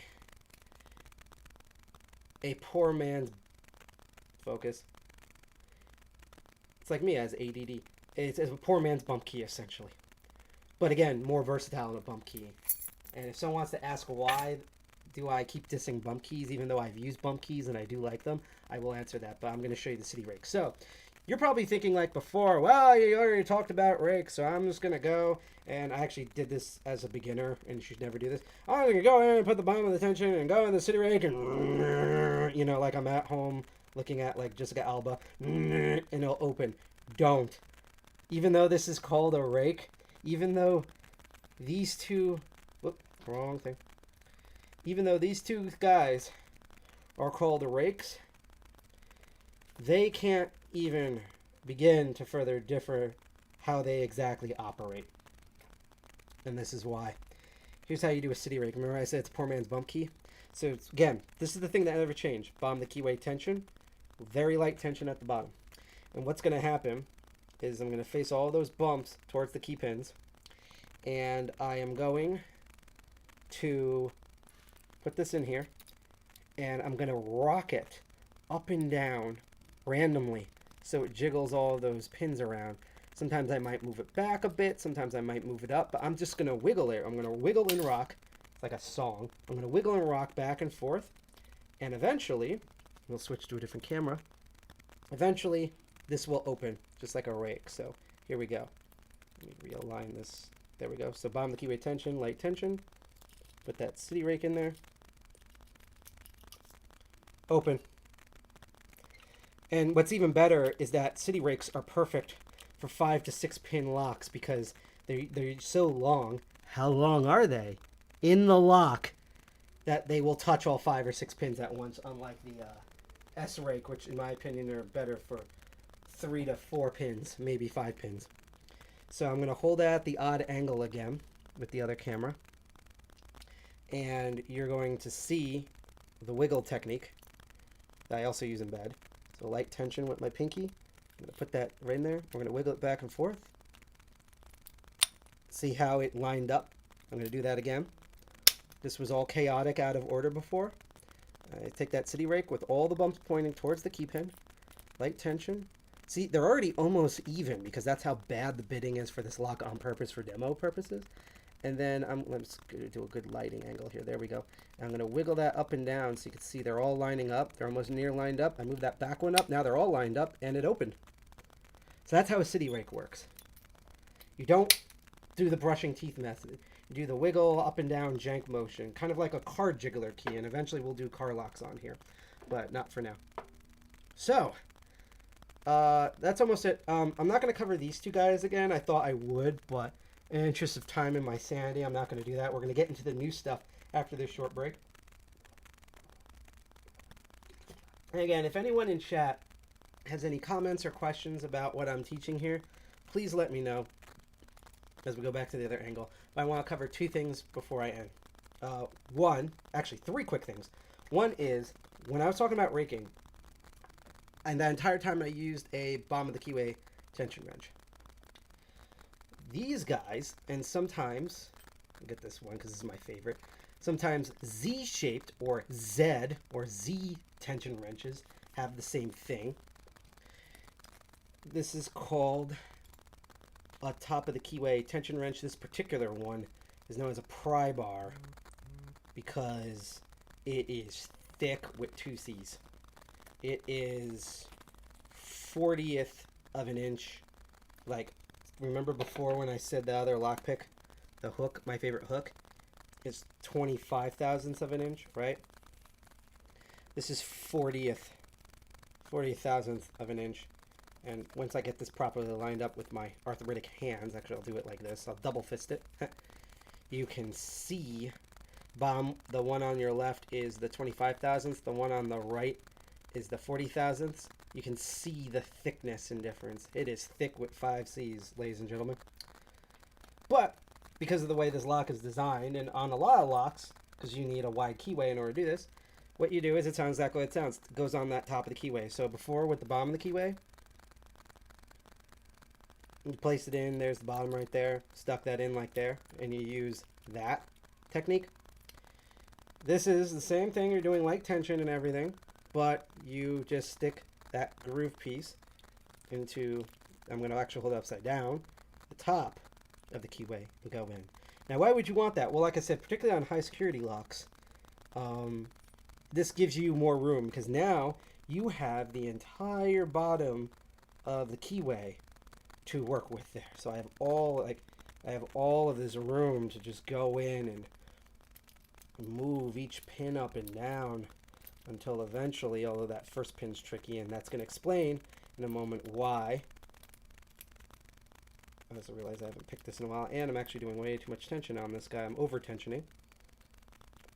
But it's like I can go in, I have all this, hang on, there we go. I have all this room at the bottom. Just go in and move all these pins, and I have all this space to work with. It's always those front pins to open. Yeah, it's going to be the problem there. I can feel it and see it. That's why I turned it over, because I wanted to make sure I wasn't going crazy. And I can open the lock. The reason, that's great for single pin picking. The reason, which should be obvious by now, why you don't do this technique. For raking, we're going to take that double rake again. Now watch what happens. Well, one, I can't barely access that first pin, so it's going to be difficult to rake. But two, it pulls the top of the keyway tension wrench out. You pretty much every time you rake, you're going to want bottom of the keyway tension, because the top of the keyway tension, you're either going to hit all the pins but that first pin because of the way these are designed, or you're going to rip that top of the keyway tension right out.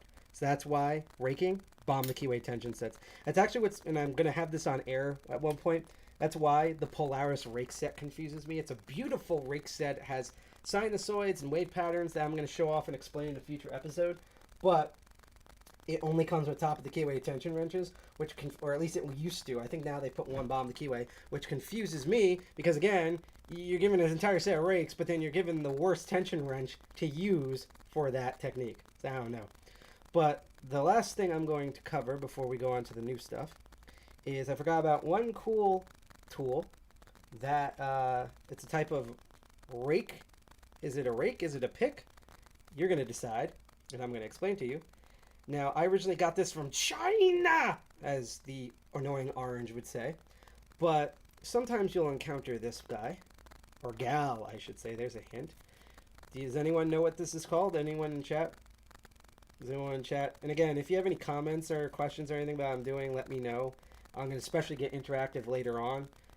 And also, if you like this show and want to see when future episodes they happen every other Sunday. So 2 Sundays from now I'll be on, and then we also have a bunch of other shows.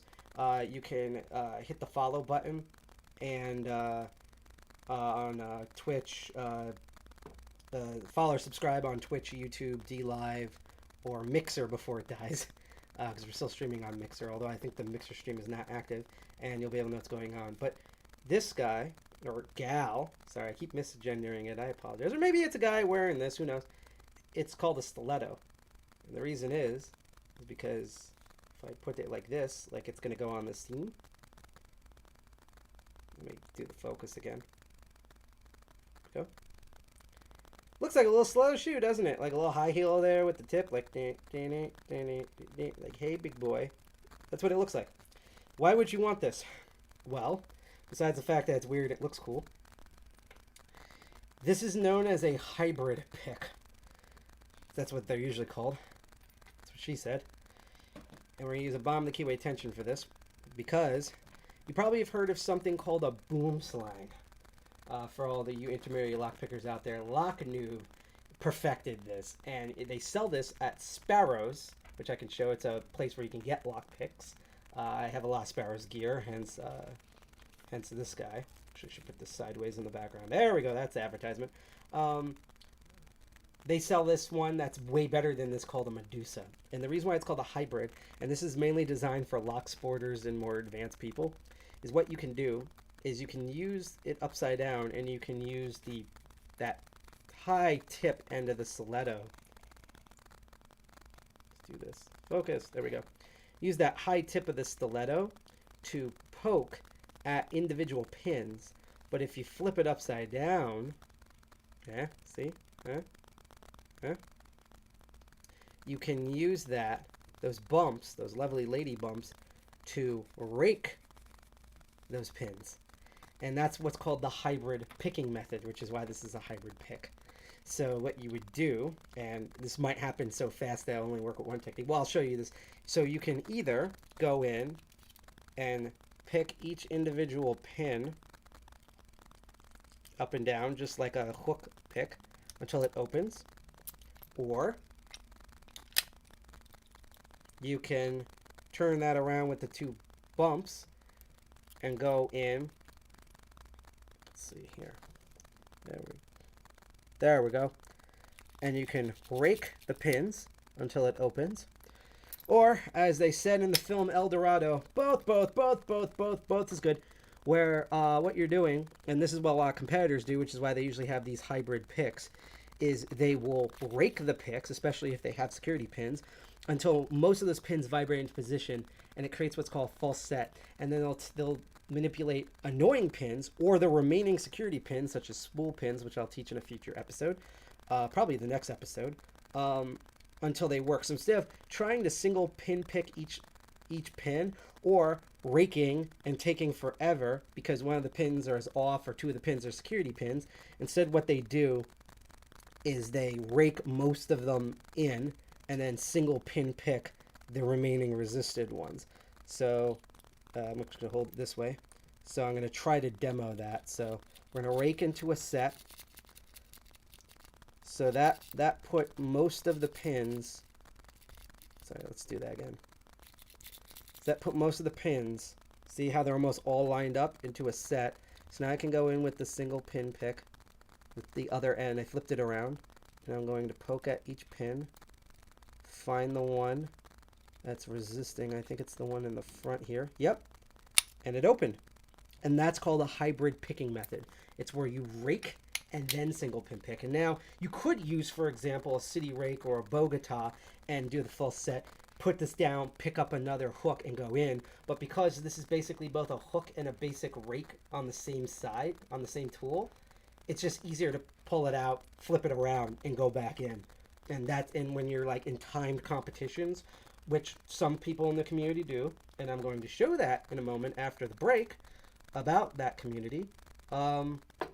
That's how they get those records in. So that was our recap, because we have the way better camera that actually zoom focuses, except for this one, about that. I just wanted to go over that again, because before, every time I held something to this camera, as you could see, it was like all super blurry. I was like, look at all this stuff moving in here, but this is like literally me without my glasses. Like, what are you seeing here? Like, I'm saying there's driver pins, but there could be fruitcake in here. Like, you wouldn't know. But if I switch to the other one, this one, because it's my phone, will actually focus in, and you can see what's properly going on in good HD. So that's why I wanted to go over the basics of picks and what the tools are, because this is the up close.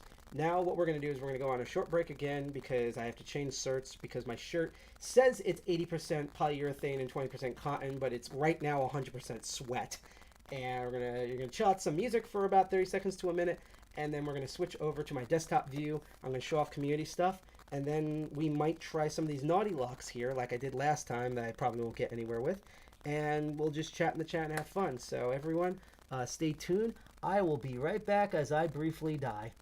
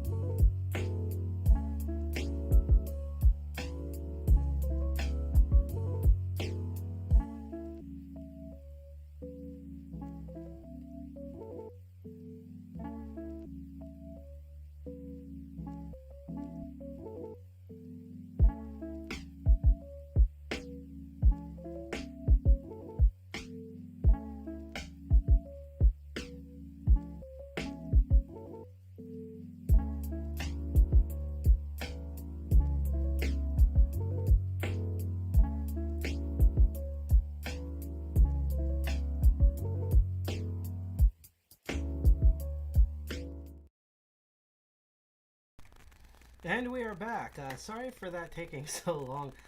Basically, I just realized, oh yeah, there should be a couple of videos I should be showing along this, and hopefully this won't get us like DMCA or whatever.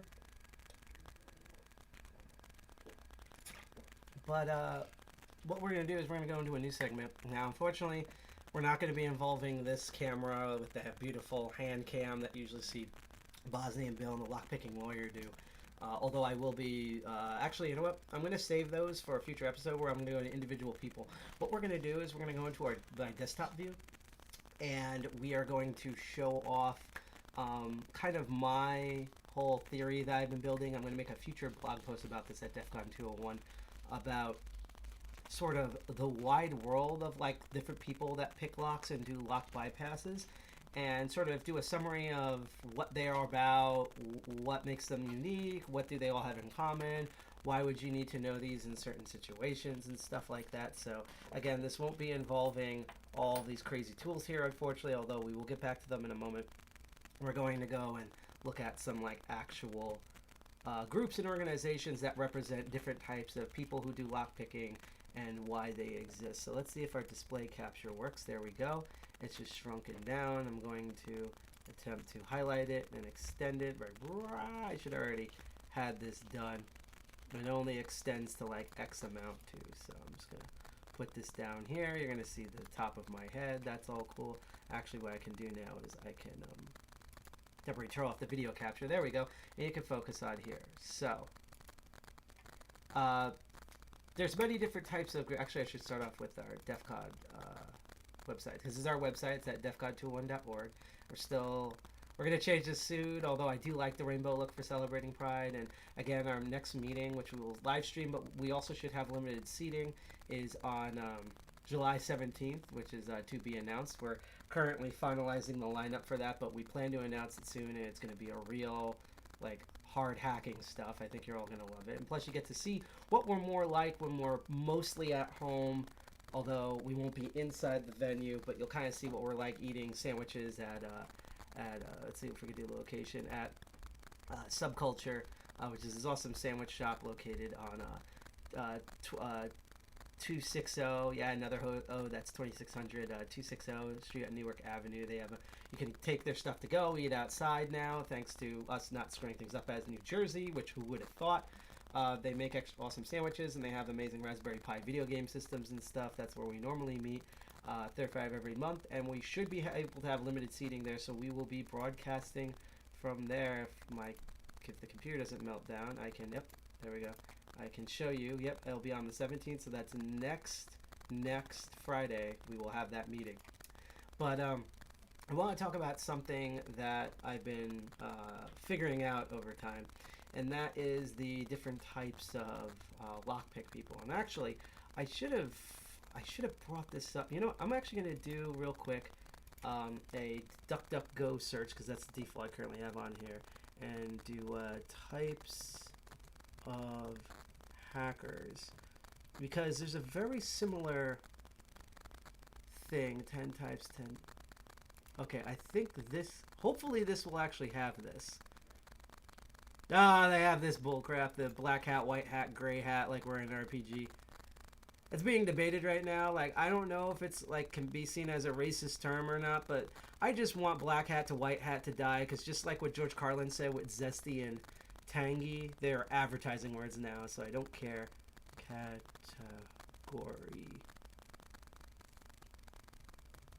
of hackers.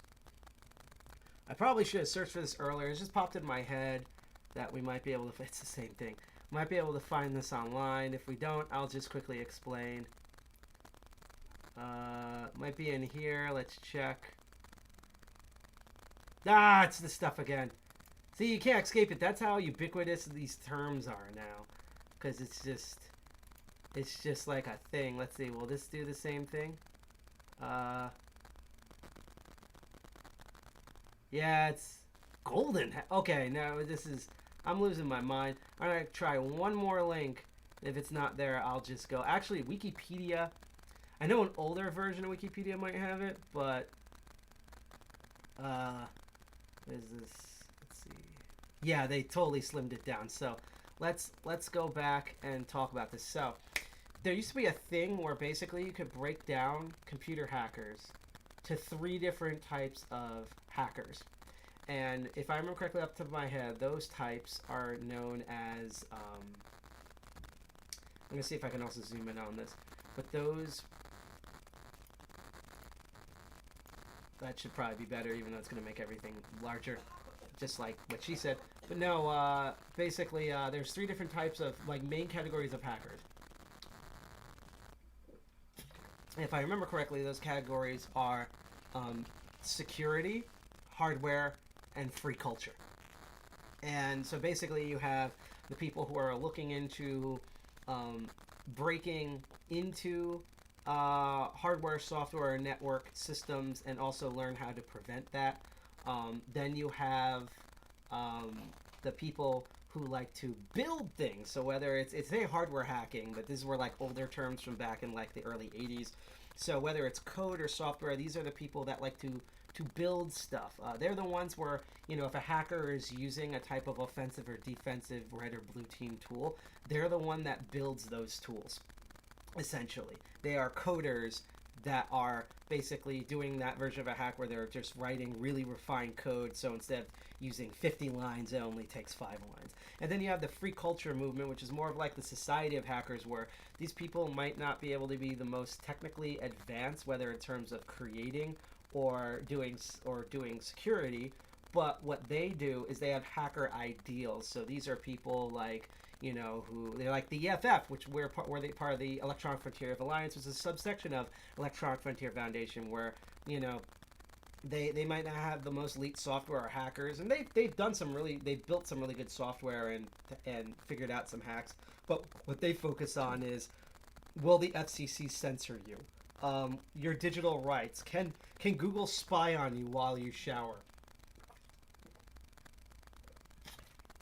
And that plus open source is part of what's called the free culture movement. So almost every hacker, depending on even the more types we have now, whether you hack biology and you're a biohacker, you're a phone freaker, you're a infosec, a devsec, opsec, appsec, safesec. That was a joke at the end, by the way, for those who don't know those terms.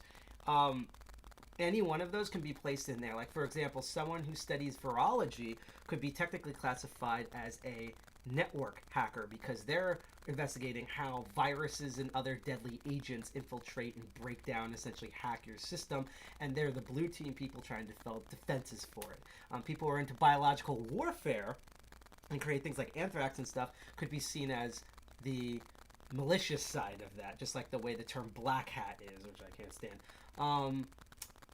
And that's like for an example of like different hackers. And then maybe the person who like develops the defibrillators or the Fitbit thing, so the VR training equipment, those would be considered the hardware hackers or the builders. And then the free culture people are the people who want to make sure that like all the COVID medical information is open to the public and it's not being sent. And thank you for the I didn't see it there, but thank you whoever it was who just followed us. Man, they always follow when I'm not looking, because right now I'm streaming. I see it. Levathian. Thank you. I hope your name's Level Theaden or whatever. I don't know. People have a hard time pronouncing names, and I can't read. But thank you for following us. But like I was saying, and then like again, the people want like all the COVID information to be out there for free for scientists to study, and like people who want to keep update on like what to do with COVID and trying to go against like the phishing attempts and the misinformation. That would be considered like the free culture aspect of biohacking. And so that's a good example of where we took one field of biohacking and applied it to all different ways. You could do that with network people, development, people who solder, all of that. And that was considered 3 groups of hacking. So in my view, you can do the exact same thing for locks and lock security. And it took me a long time, and I'm still refining this. Again, I want to probably make a blog post about this, like, at the end of, like, this week. So, like, next Sunday, I hope to have this blog post. But, because I'm so behind on blog posts.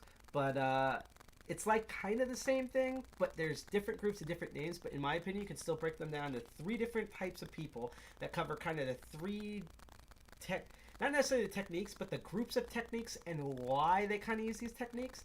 and then put a bunch of other subcategories in these 3 main categories. So here's my thesis statement. F it, we'll do it live. Here we go. So the first group of people would be lock sporters, which is what I lean towards more, even though I've dabbled in a lot of these. But this is this. The main group here in America and in the Netherlands, where it originated from, is TOOL. Once again, I said TOOOL. That's TOOL with 3 O's. And let's zoom in again, because apparently Chrome cannot do... I can't wait to put a different one on here. Consistent zoom. The Open Organizational Lockpickers are TOOL. And this is their page, and you can read their kind of mission statement here, which is, the mission of the Open Organization of Lockpickers is to advance the general public knowledge about locks and lockpicking. By examining locks, safes, and other such hardware and publicly discussing our findings, we hope to strip away the mysteries which so many of these products are imbued. So they're out there to demo, mainly in public as they can be, which is new for locks, because I'm going to get into a little bit why before that. Let's kill this thing. They're in for it. They're hobbyists. They like doing this they have different reasons, but they mainly like doing this because they find an enjoyment out of this. Not that the other categories don't enjoy what they do with lock stuff, but in my opinion, this is the group that, like, when you think of like a hobby, like crocheting or, you know, Olympic masturbation or whatever, this is that category. I don't know about Olympic. It depends on the type of lock. But no, these are the people. They do it for fun. And one of the reasons they do it in public is to sort of demystify not only locks, but the people that engage in this type of stuff. And TOOL is a type of guild membership that has a lot of different members. As you can see, this is one of their public tables that I believe I think this is DEFCON, where they have different locks, and they have handcuffs, which we'll eventually get to, and these beautiful wall mounts, safe dials, which will be a very, very future episode, and other sort of things where they teach. Sometimes they teach bypass techniques, but what they're mainly focusing on is single pin picking and raking in order to open locks. They're kind of like the standard tool set, hence their name. You can join to be a member. If I remember correctly, if I click on this link, it should come up here in very, very small text for no reason. Yeah, it's literally, they upped it by $5, I think. It's $25 a year. Nope, it's a year. It's not $25 a month. This is not an OnlyFans. This is not a Twitch subscription. It's a year. Now, to be fair, I was broke for a while, so I couldn't get on this until recently, thanks to the help of some of my friends. But in my opinion, if you have an extra $25 and you already have all the video games and porn in the world, just get a membership for this. And once you do, there's so many different chapters. There's actually a chapter map I'm going to go back to. I'm part of TOOL New Jersey, although to be fair, New Jersey and New York often work together on a lot of different things, particularly at conventions. So, you know, it's not like if you're part of one TOOL chapter, this is not sports where all of a sudden you're snapping fingers, walking down the aisle with like switchblades, to the Jack's dismay, because he would love that. Like, there is some rivalry between the groups. It's sort of like a, haha, yeah, no, we have these tools. Yeah, well, we have these members. But we all work together, especially, again, at conventions. It's really a lot of fun here. Let me see the meetings page. These are all the different tool chapters around the world. They also include other, because lockpicking groups, honestly, there's not that many of them, and there's also in other countries. So if you live in the UK, they have their own lockpicking stuff. If you're from Germany, you might want to look up SSDev, which is basically kind of their version of TOOL. And a lot of these guys are way older. They used to work with lever locks and things like that before pin tumbler locks came out, so they're ancient. It's like the difference between like how U.S. history only goes back 50 years and theirs goes back thousands of years. We have the same thing. But these are all the chapters. And normally a lot of these most of these chapters meet in person. Like New Jersey here meets in Saterville, which is, thank God, Parlin is way more closer than where they used to meet out in, like, what is it, Bellevue, Borderlands, I don't know. But they meet, and then New York used to meet, if I can find, well, that Rochester came up very recently, unfortunately right before COVID, but yeah, New York City meets at Hack Manhattan, which is a hackerspace right in the middle of the island. But due to COVID, all of these groups are not meeting in person anymore, as far as I know. Some of the conventions we go to, like the upcoming DEFCON Safe Mode, there should be like live streams and interactive chats where everyone's doing this sort of stuff, but there's no really group meetups anymore until we actually can conquer COVID, which is why we have a whole blog hacker series about how to do that, how to contribute as a hacker, do that. And down here, all the different, like, you have the Locksport International, which is a huge guild. They're different chapters, and this is a unique one for Cleveland, Ohio, for some reason, called the Launch House, and all these other smaller groups. And if you don't have one, you can start up one. You can get gear, post on meetup.com, Facebook, Twitter. Tell TOOOL that, because they will help it out. Yeah, and this is, you can contact your local DEFCON group, like us, we're DEFCON 201, or your local 2600 meeting, or hackerspace. Get a space, like, it has to be a public space that has no fees, so meet at a library, meet at a group park. If you're doing COVID, I guess do the streams like what I'm doing, which is why I'm doing this, because I miss teaching people in person. And once you get that, you develop it, they'll give you discounts on gear, TOOOL members will help out, and next thing you know, you'll become an official TOOOL chapter. It's absolutely beautiful. Like I said before, let me actually go over to this. TOOOL does do conventions. They especially do DEFCON and Hackers on Planet Earth, or HOPE, like every year that it usually happens. Except right now, COVID's crazy, so they're trying to work out some online stuff. This was last year's schedule, so they normally just have these giant, as I showed you in pictures earlier, open tables. Different types of locks. And by the way, if I'm going too fast or too slow, if anyone has any questions in chat, there's a little bit of a delay because of the stream that I'm looking at, because I'm not obviously looking at it on the laptop here. But I will be able to see you. And if you like this sort of content and you want to know our future shows like Hack All and Commander, Archvile Linux Perspective, our monthly meetings, Crypto Barons, where it's my other show where I talk about cryptocurrency and blockchain from a technology perspective instead of a snake oil investment perspective. Definitely hit the follow button and you'll be alerted to when we're on there. You can follow, subscribe to us, whether you're on Twitch, DLive, YouTube, watching YouTube through Tor, or if you want for shoots and giggles, you can follow us on Mixer.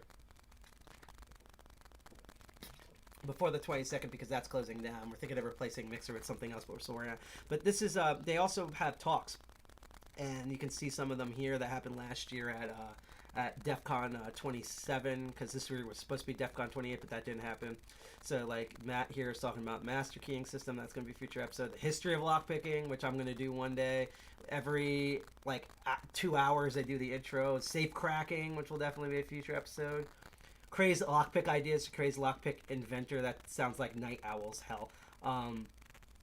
The right way to do wrong. I think that should be TOOOL's official slogan. Is the right way, or that's DEFCON 201's lockpicking slogan, or DEFCON 201. We have so many slogans. Our main one is Dirty Jersey Represent, but this should we're gonna adopt this one here. The right way to do wrong. Kind of sounds similar to another group I'm part of called Radio Statler, which is we have highs in lows, and now. I'm trying to remember this, but let me do a search right here on the page because I'm stupid. TOOOL. I think this is what it's spelled. Now, if I get the right page, it's probably going to mention how it's like canceled or whatever. This is the Netherlands, which is the origin of TOOOL. I like the little Bogota here on the end of the thing, but there is a convention that TOOOL will sometimes host. In Europe, it's called LockCon. It might be called something else. Yeah, here. Oh, it's called LockCon. So both the Netherlands and our place called LockCon. It's been like you can sell. It's been a while since they've done them, but they used to do these, and it's kind of like a convention just for lockpickers. It's like if you took the lockpicking section of DEFCON or Hackers on Planet Earth, or ShmooCon, or any of the other 8 billion HackerCons, any B-sides. And it was just that. That's what LockCon is. I think the SS Devs also throw their own version of this.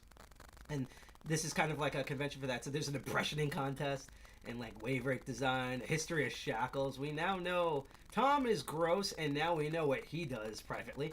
There's a lot of show and tell sessions. Autodesk, God, I'd rather pick a 7-pin serrated key pins and driver pins with a paracentric keyway that's worse than the New Jersey Turnpike than to ever load Autodesk. Let's scroll past that before my brain dies. Cylinder design. So it's like, it's a lock convention. That's something that, when they can, TOOOL occasionally holds. And the last thing I'm going to talk about TOOOL, and I'm going to get into, because I'm using them as an example, is that they've been affected by the United States Postal Service thanks to COVID, but they do make their own tools. Now, in my opinion, they're more pricey, not as much as Peterson's, nowhere near as Peterson's, but They do cost more than what you would get at like South Order, Sparrows, or certain other shops, but they're all made by actual Tool members. And as Bosley and Bill, really good lockpicker, longtime lockpicker, has said, you get what you pay for. And so all this stuff is, I can attest to, because I have some of this and uses really quality. We're going to talk about cycloid and sinusoid waves in the future. This is their base lockpicking kit here, so you can get a base kit here in either a collapsible tube or a leather case, which the leather case obviously is a bit more. You get these emergency pick cards to pop out, tension wrenches. Here's the progressive set, which I hate that it squishes this. Actually, let's see if we can open that image in a new tab. Hopefully, there we go. It's not squished. I have these. I showed this off in episode 2. Basically, these are all pin tumbler cores. It's like what I showed you with the padlocks, but it's just the core. And they have 1 through 6 pins. So this one will have 1 pin, this one will have 2 pins, this one will have 3 pins, etc. Until you get to 6 pins. And they're called progressive sets because every time you go up a number, number 2, number 3, it's more pins. And once you do, again, 4 pins, you can do most padlocks. 6 pins, you can pretty much do any door lock. And then they have these spool lock ones that go all the way to 4 of them. And to me, these are the real highlights of the Tool equipment. But yeah, you can get that clear lock that I got from here, and also a dimple version. We're gonna get to dimple locks in probably in August, and we're definitely getting to this guy really soon. But yeah, you can get equipment here, so you can join up, be a member. Now, why am I highlighting this? As again, the reason I'm doing this is not just because I'm shilling for Tool, but because they're a great example of Locksport. And in fact, while I talk about that, let's see if I can load up another group. SS Dev. These are all Locksport groups. Locksport, again, sometimes they do bypass. Ugh. Sometimes they do bypass, and sometimes they do. Oh, I so want to get that. That's this detainer practice. And sometimes they do. They will teach and know things about raking, but they usually focus basically between raking and single pin picking. And I want that. And it's in stock. Duh. Watch, you guys are going to go out and buy the last one, isn't it? And if you're going to do that, at least subscribe. Whether you're on Twitch, DLive, YouTube, or if you want to have fun, Mixer, just subscribe. If you don't want to subscribe, go to defcon21.org, and you can, if you subscribe, you'll get an alert for when we go on air, like the show Master of Unlocking and our future meetings and stuff. But if you want to bother us and you can't do that for some reason, just go to DEFCON 201. We have the links to when we stream at what time, as well as like our in-person stuff and more details about us, because New Jersey is weird. But yeah, SS Dev here and all this stuff, and Tool, they are Locksporting groups. They focus on, I feel like it leans more to single pin picking, but to raking, and they are the hobbyists. They do this because they want to challenge themselves. They've been a lot of them been around for a while, and I'll do this while talking over. Turn that down. I don't even know if there's going to be proper audio. Is there going to be proper audio for this? Wow, I hope this is not like an us issue, because there's no audio for this for some reason. But yeah, you can see here, this is from the first Hackers on Planet Earth in 1994. And they're actually using one of those, if you're old enough to remember this in school, or maybe they you saw this on Wikipedia or some old fogey, like back in my day, but remember those projectors where they had like clear sheets and you shine a light through it and there's a mirror on the top, and when you put that there, it reflects what your hand's doing, and they taught like puberty science classes and stuff. Tool's been around for so long, and some hacker conventions like Hackers on Planet Earth, that in 1994, this was the high-tech technology here. It's just a clear sheet of paper and a thin Sharpie pen on like a middle school fast-forward thing. The only thing that would make this funnier is if they actually pre-recorded what he was going to say on a tape, and it goes beep, and you'd have to like move to the next slide when the cassette beeps. Like, that's the only way. That ages me, because I grew up doing that. But yeah, this is how long Tool's been around.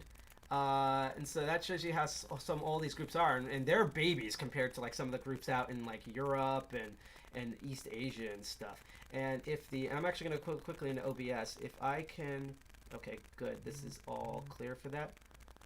Yes, high school biology. hopefully I can get sound for this next thing and not kill your eardrums. We're going to watch a bit of some fun stuff that TOOOL does. And right before I get into it, I'm going to explain where they sometimes do contests. You probably saw there was like a filing contest. And so, again, what makes them unique? Well, again, they do know raking techniques, and raking techniques, especially hybrid rake picking and biatch picking that they do. But they a lot of times really focus on single pin picking, and they're the hobbyists. They want the challenge. It's like basically locks to them are like hack in the box for like network security people. They're interested in it, whether they have this maybe as a job, which we'll get into in a moment, or they're just curious about locks, or they want to dabble in it. This is why they're in there. They do have their own subsets, but this to me is a core thing. So Locksporters, sometimes called lockpickers, but Locksporters, that's the first major group. And again, this is the hobby thing, and here's something you won't find in most groups. They'll actually hold contests for it. This is one that happened out of Hope. Hopefully there's not too much swearing in this. And you can see here after this guy does this. Sometimes TOOOL members are scary. Sometimes it reminds me of So the person you hear, and you're going to see him in a second, that's Deviant Olam. He's a good buddy of mine. I won't say we're like best friends or anything, but we've talked a lot and we've worked on some things in person. Nothing major, just like convention stuff. I was hoping this year physically at TOOOL I'd be able to work with him and a bunch of others more, because I would totally volunteer for the Lockpicking Village, especially for DEFCON. But you're going to see him here. He's a great guy, married to Tara, who's also an awesome lady that I've met in person. And they're going to do a lockpicking contest. We're going to watch a little bit of it before we move on to the main subsection of this group. We're going to... Actually, I should clarify. This is actually one of the main subsections, which is there are people in the Locksport scene where I call them lock or picking competitors. And that's the first subgroup, and you're going to see that here. And these are people that, while they do this as a hobby, it's like competitive video gaming, where I don't know if they get paid prize money to do this. That would actually be a cool Twitch stream. We should, like the way they do Twitch Rivals, let's throw some lockpickers on Twitch Rivals. Come on. I mean, the just chatting section and the make and craft section, science, all these other non-gaming ones are so huge. Let's find, because he'd be way nicer and not so much of an a-hole, the ninja of lockpicking, and let's develop that on Twitch Rivals. Like, let's do that. Well, that should be a future episode. We're going to live stream that crap. But these are the people kind of like competitive gamers, like what you would see at like EVO, which got canceled this year and stuff. They have fine-tuned their single pin pick locking skills and other lockpicking techniques that aren't bypass techniques normally, that they will enter in competitions, whether it's trying to pick a super hard lock or trying to pick decent or ramping up difficulty ones in a set amount of time. There's so many different cool games. I know Deviant came up with a Connect 4 tic-tac-toe type one year that I think there might be video of. I saw that at Nauticon. There's a con that doesn't exist. That was awesome years ago. But basically what you're going to see here is one of the subsections. This was done at a TOOOL thing. TOOOL doesn't necessarily do this all the time, but they will run contests, and there's even bigger, more severe contests that you can enter in, just like the way that there's some people who play for fun. There's even some people who play competitively for fun. They like just getting on certain leaderboards, and then there's the people that compete at EVO and BlizzCon and PAX Arena and things like that. And this is the equivalent. These are the lock competitors, or the lock picking or Locksport competitors, and we're going to see a little bit of a subsection here hosted by Deviant Olam, who's one of the best people at TOOOL and is actually on the board of directors and stuff for the United States. Any vision at all? Can you find the hole and stick things in it that you need to? Are you guys ready to open as many locks as you Also, let me know if you can properly hear this, because we're only going to watch a little bit of it. We're not going to watch the whole thing. can? Ready. 10 minutes. You have all your tools. You have your wits about you. Ready, set, go.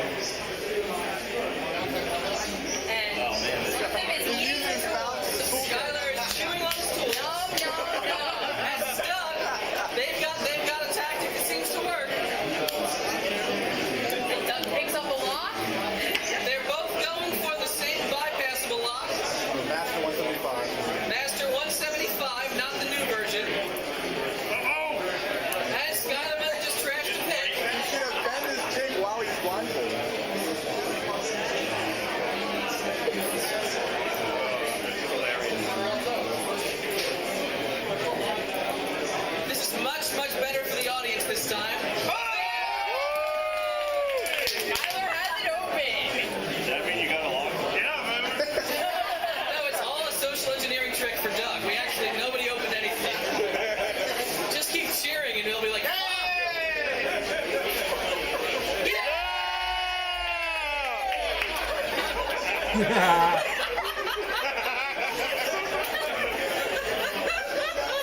Just like hacking, there's mind games. Open, open, yay!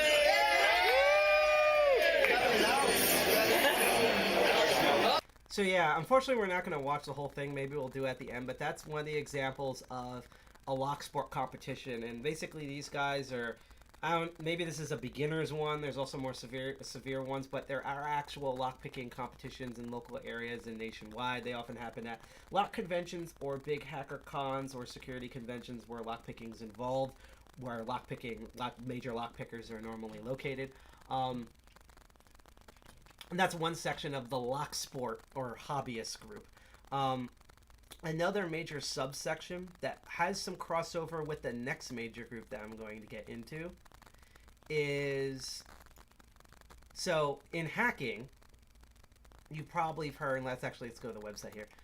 You know, there's hackers, people that just surf around and, you know, oh, cool, there's a random box on the internet that has no ID. I'm going to figure out what it is. Or like, wow, the NSA has opened port 8080 again. I'm going to send some packets at it type of thing. The hobbyists, you know, they're not professional security people or like evil black hats. They just do that kind of like the way the Locksport group is, that first major group. Well, this is the second subset that has some aspects of the next major group that I'm going to get into.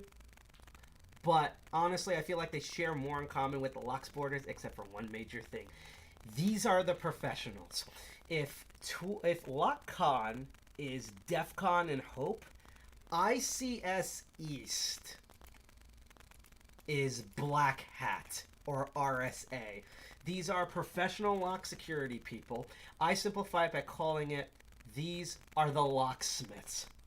They build locks, which is something that most hobbyists, unless they want to, like, because some hobbyists, after they pick a lock, they'll dismantle a lock just to see how it's laid out. You probably have seen, not really Lockpicking Lawyer. Actually, yeah, you've seen Lockpicking Lawyer do it. You've definitely seen Bosley and Bill do it.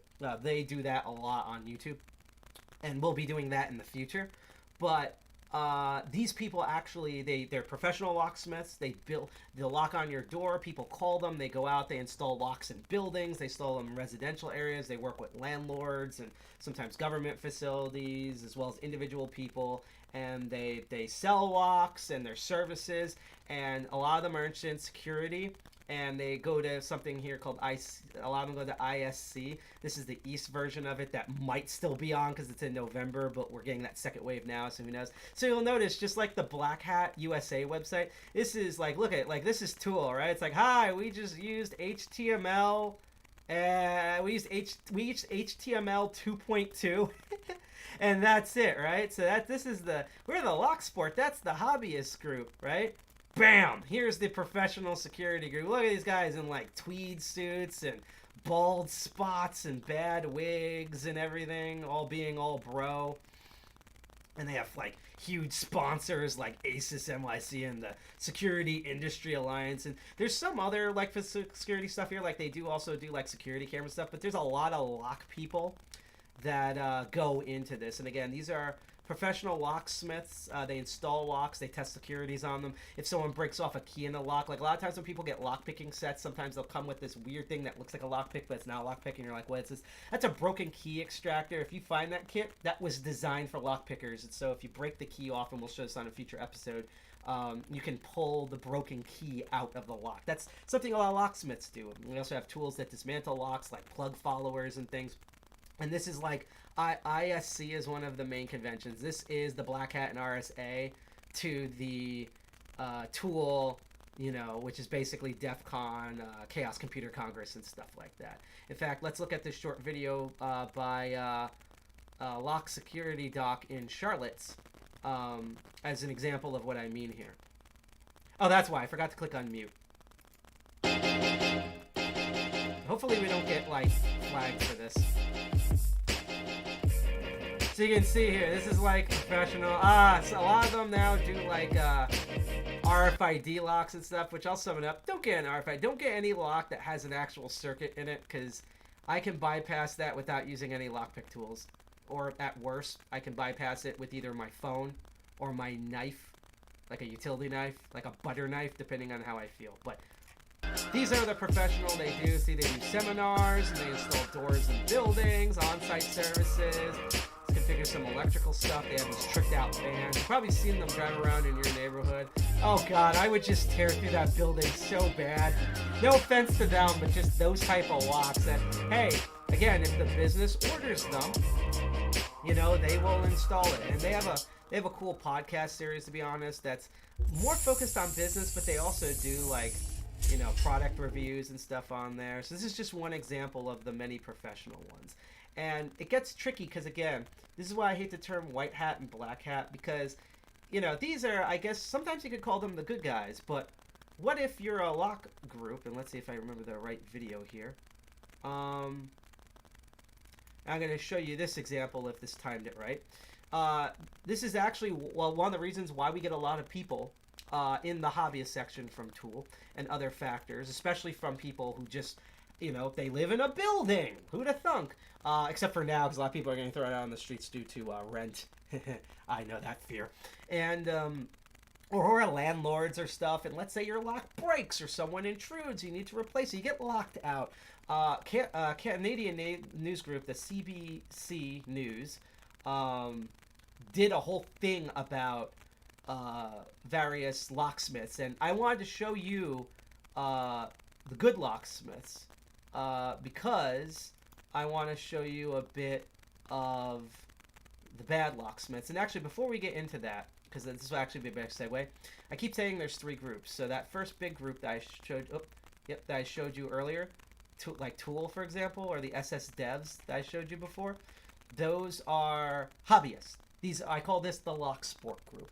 And there's two main subcategories from the hobbyists that focus a lot on single pin picking, but sometimes also do rakes and bypasses, just for hobby fun. But then you get to specific ones such as the competitors, which usually mainly focus on single pin picking. Sometimes, a lot of times these days, it's that hybrid raking and pinning technique, such as the Medusa or boom slang. And they don't really do, as you can see, they could be bypassed, but they really focus on the challenge of it because this is the actual competition. This is like the Olympics or like the Super Bowl. And then there's the professional infosec type people who, they're locksmiths, they build locks, they put securities on buildings, etc. The thing is, while locksmiths do know single pin picking techniques, they're probably going to lean closer. So I would say if the lock sporters lean closer to the single pin picking part of the hobbyist group and more of the hobbyists, this will lean into this other group too. They kind of stand in their feet in both ponds. They're kind of less the hobbyist group, although there are hobbyists like Night Owl who are professional licensed locksmiths. And if you want me to connect with them, just email me at info@defcon201 and I can recommend you to him. Or look at him at Night Owl, NIT 0WL on Twitter. I'm actually going to go in and actually find his, actually, wait a minute. Let's go to our Twitter and you get to see maybe a bit of the behind the scenes if it loads properly. Because we're going to do individual individual lock sports people and lock pickers. But this is Night Owl's Twitter, as you can see if I zoom in, because this computer, he's at Night, NITE 0WL. I consider him my mentor. He's taught me so much stuff. He's the one who made me some of the tools that I use that I'm not going to say which one. Why is this trending? But yeah, he posts some political stuff, but no, he's a keep kidding. He works in locks, among other stuff. As I can see here with this picture, see the Lori profile is not very close to the Yale. Super intelligent dude. Maybe one day I'll guess him on our episode, but like, this is what I mean. He's a licensed locksmith. So here you go, see? NYC licensed locksmith and head locksmith at lockreference.com. Let's actually open that. So again, he knows how to single pin pick, and he knows pretty much, in my opinion, how to do everything. But a lot of times these professional locks people, instead of single pin picking, unless something is truly stuck or it's like a really high security thing that won't work, they will lean towards this other group, and thankfully there are DEFCON groups just like with TOOOL that do this. This is the lock pass bypass village. I call these the bypassers. And if I can attempt to quickly go back into the video mode here. So remember how we talked about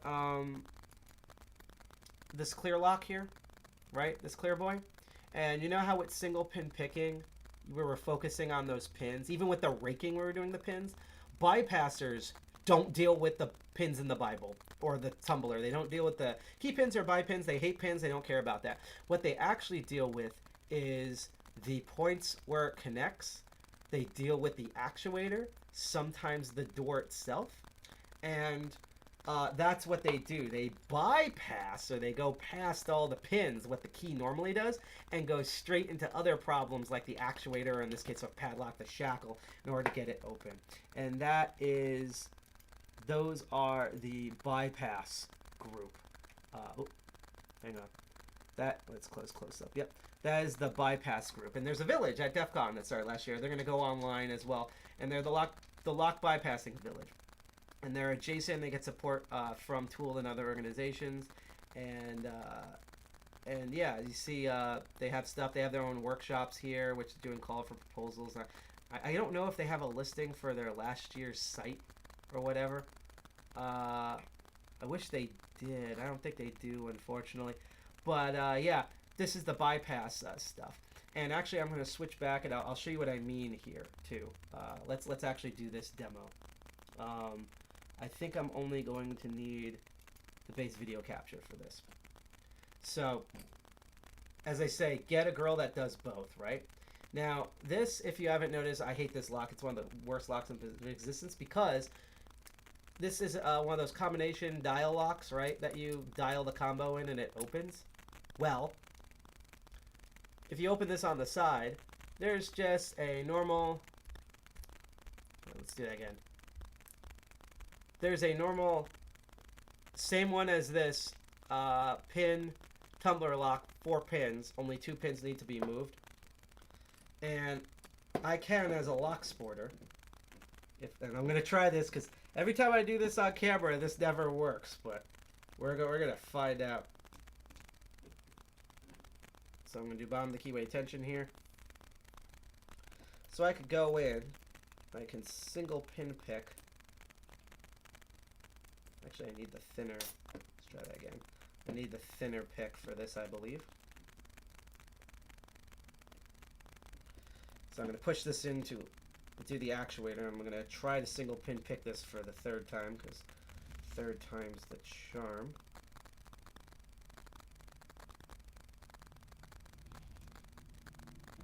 I'm going to try something different here and go front to back.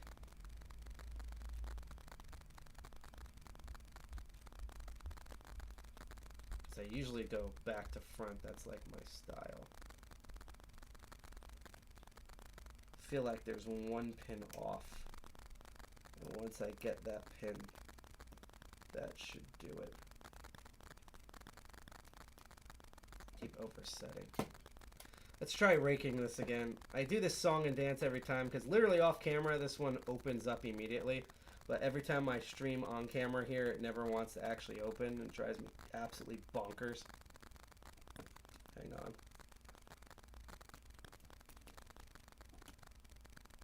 Yep, finally opened. And it opened. Yay, finally did it on camera. See, I can actually do it with this guy. I mean, I raked it instead of single pin picked it. I could single pin pick it, but I just want to do this for demo purpose. That was me picking it. So that's an example of like what a lot of hobbyists would do. Especially if this was like in a actual lock sporting competition. That's probably one way you could go at it. Now the difference is a bypasser. Again, they're not going to deal with this. They're not even going to deal with decoding these wheels. What they're going to do instead, and let's do the other camera, I think this might work better, is they're going to take the decoder tool. Whoop, that popped out. Hang on. Headphones. There we go here. And again, if you're interested in this Master of Unlocking and learning lockpicking or any of the other hacking shows we do, because there's going to be another one on Wednesday, please follow us or subscribe to us, whether you're on Twitch, DLive. If you're on DLive, send us lemons because I have a cryptocurrency show that we're going to get into very soon that's going to deal with DLive. YouTube, or if you want to be funny, Mixer. just like or subscribe us on there, and it'll let you know. But anyhow, like I said, so previously we just used that simple pin core tumbler to pick this guy open, right? So I'm not even going to deal with that. I'm not even going to deal with decoding the wheels, which I would normally use for this type of tool, which is a, this is a Sparrow's, I think it has the logo on it. Yeah, right there.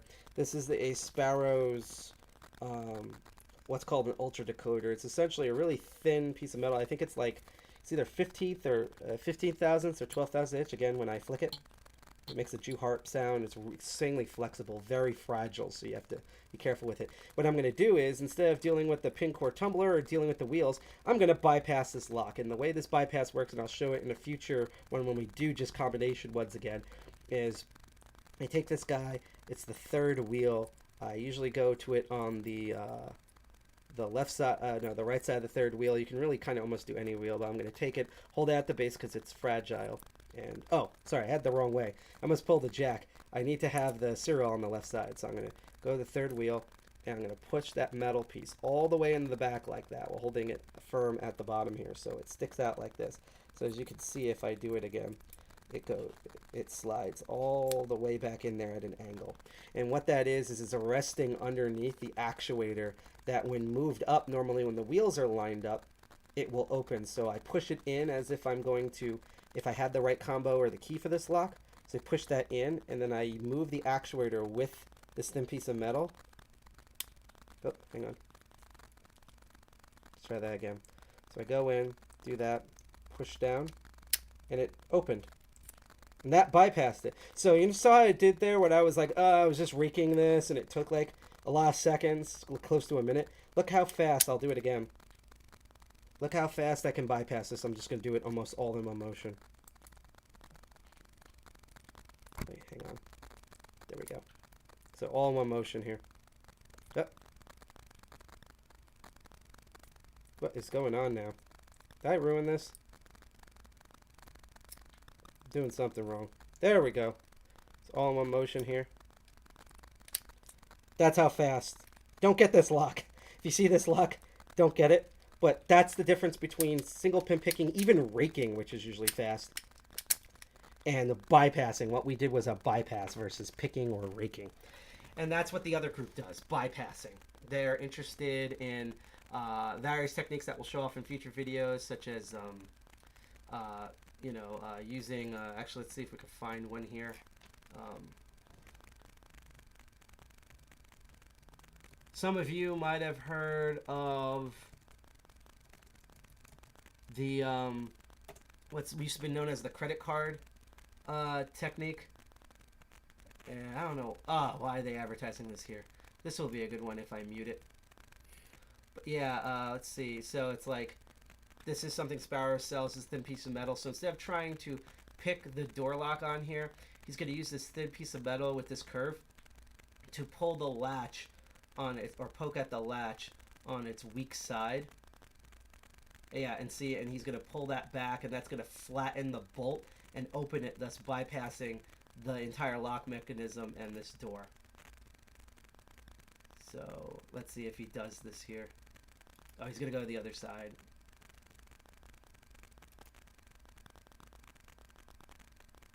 And this is the other end of it where you push. I just want to get to the point where he actually bypasses it. It should be around here. So yeah, instead of trying to pick this door lock that's in his home, because he's using this door as a test example, he's instead going to take this thin piece of metal, kind of like what we did before, but because this is a door, he's going to either pull or push on the actual door latch because of the way the door latch is designed. Let's see if I can get this here. Come on, get to the good stuff. Did I went past it? What the? I know he does it in this video. Let's load up another video. I was cheated. Actually, here's an even better one. This is from Bosnia Bill. We're going to show off in the future when we can skip this stupid commercial. Yeah, like I want to see more of those in Jersey City. This is Bosnia Bill. Shout out to his channel. So this is the type of bypass. I know he does it in here. This is called the DDT from Sparrows. It's designed for these like business type glass doors because they have a gap in them. And basically on the other side of the door where the lock is, and I'm going to recover this again when we talk about bypassing, because I should be able to get this in at some point. On the other side of the door is actually a latch that are used for people inside the building where they just push that and it automatically unlocks the door so they can exit. So this is a bypassing tool where instead of trying to pick this lock or using a more difficult type of bypass known as a Adam's right bypass, instead, watch, he slips this through the glass doors and then he turns it around and he's going to use that other end to push that patch that opens the door from the inside. So he's showing that when you pull the door it doesn't work. So he's going to push on that pressure latch and it opens. So instead of picking or raking that lock open, he just bypassed everything altogether and literally bypassed the door in order to get in there. Now, again, when we talk about professional locksmiths and lock security, there are good people, but then there's also bad hombres. And here's an example. Oh shoot, I'm dumb. Ha! Sorry. I thought I did this right. Let's try this again. Where are we? Sorry, I'm an old man. Thank you, chat. There we go. Let's quickly review that again. So, here's an example of a bypass that actually works. Whew, boy, I am the worst streamer. So, again, what he's doing is, this is called the DDT. They sell that Sparrows. It's known under many different names, but it's this weird plastic L-shaped doohickey. And it's designed to get through these corporate doors. I should have been looking at the TV to notice. I'm just so focused on here. That's why I love doing this with you guys. So, that's this thing. And so instead of trying to pick this lock or using a more complex pain-in-the-butt bypass, such as an Adam's right bypass, which is something we will get into a future episode, what he's going to do is he's going to thread this through that little gap in the glass door. And the thing is, for people on the outside, they have to deal with the lock mechanism. But for people on the inside, you know, you don't want them to have keys, even though that would be more secure going in and out. So what he's going to do instead is there is a press pad that you probably see in office buildings where when you push on that pad, it opens the door from the inside out so that employees and students and stuff can leave. So what this does is he puts this in here, turns this around, and then he can press that panel, and that it's like someone pushing it from the inside out and it opens. So this is, instead of trying to pick this like 6-pin tumbler lock that might have security pins in it, he instead uses this and bypasses right through it. In fact, just to make up for you guys, I'm actually going to try to find another quick bypass that we can look at here real quick. So I'm actually going to type in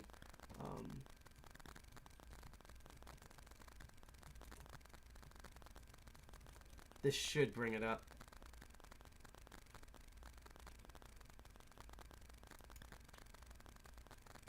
After this stupid commercial from Verizon, like, I need this. Go away, you're over expensive and you sell your customers' data.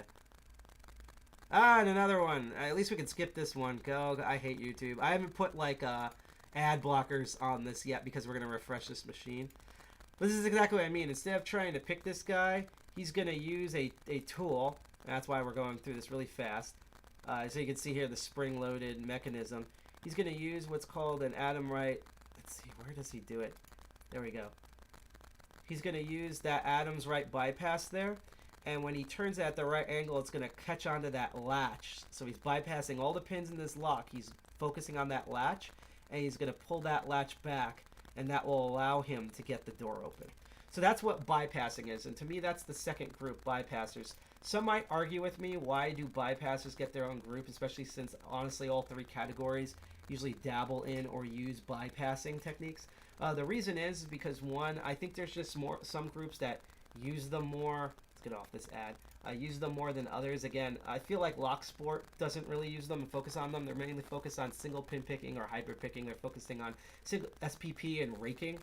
While again, professional lock companies, while they do know single pin picking, the first chance they get, their first recommendation is they're going to attempt to bypass that lock. If they can't bypass that lock, they're going to rake the lock. If they can't rake it open, they're going to try to single pin pick it. And if that fails, they're going to destroy the lock and or the door that it's on with permission. And so like I talked about with professional lock companies, and this is one example of who's in closer to the bypass category, although a lot of them do know basic single pin picking. These are good guys. They're reputable. They have a nice podcast. I want to show you an example of not so reputable guys. So again, this Canadian news broadcast, CBC, I think we'll broadcast until like at worst 11:30. By the way, they made. And hopefully we don't. Actually, I'm going to send a test message, just to see if we didn't get kicked off. Yep, we're good. Okay, yay. So I'm going to show you where they set up a hidden cam and a fake scenario of someone getting locked out, of like the bad stuff that you can come even if you hire a professional lockpicking company. Air quotes here with professional. Plan our test. With a brand new lock, he's resetting. And you can so see you're here replacing the pins he's with ones that repinning would be easier to pick?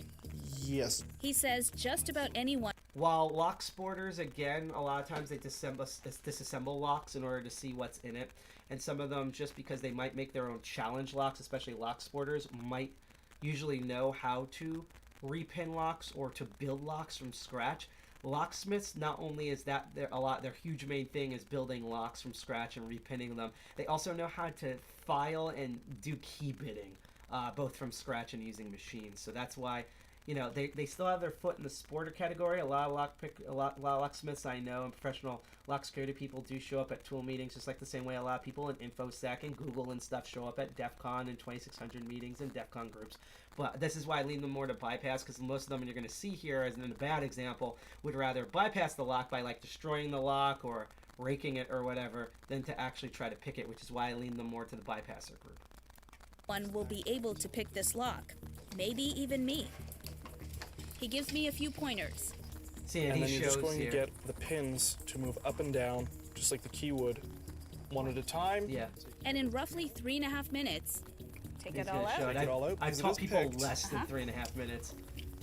And then just with a flathead screwdriver. And here's a note: a lot of professional locksmith people, That's they'll it. only slightly turn the plug with the tool, and they'll We're finish in. the rest of it with a screwdriver. Is this a fair experiment, though?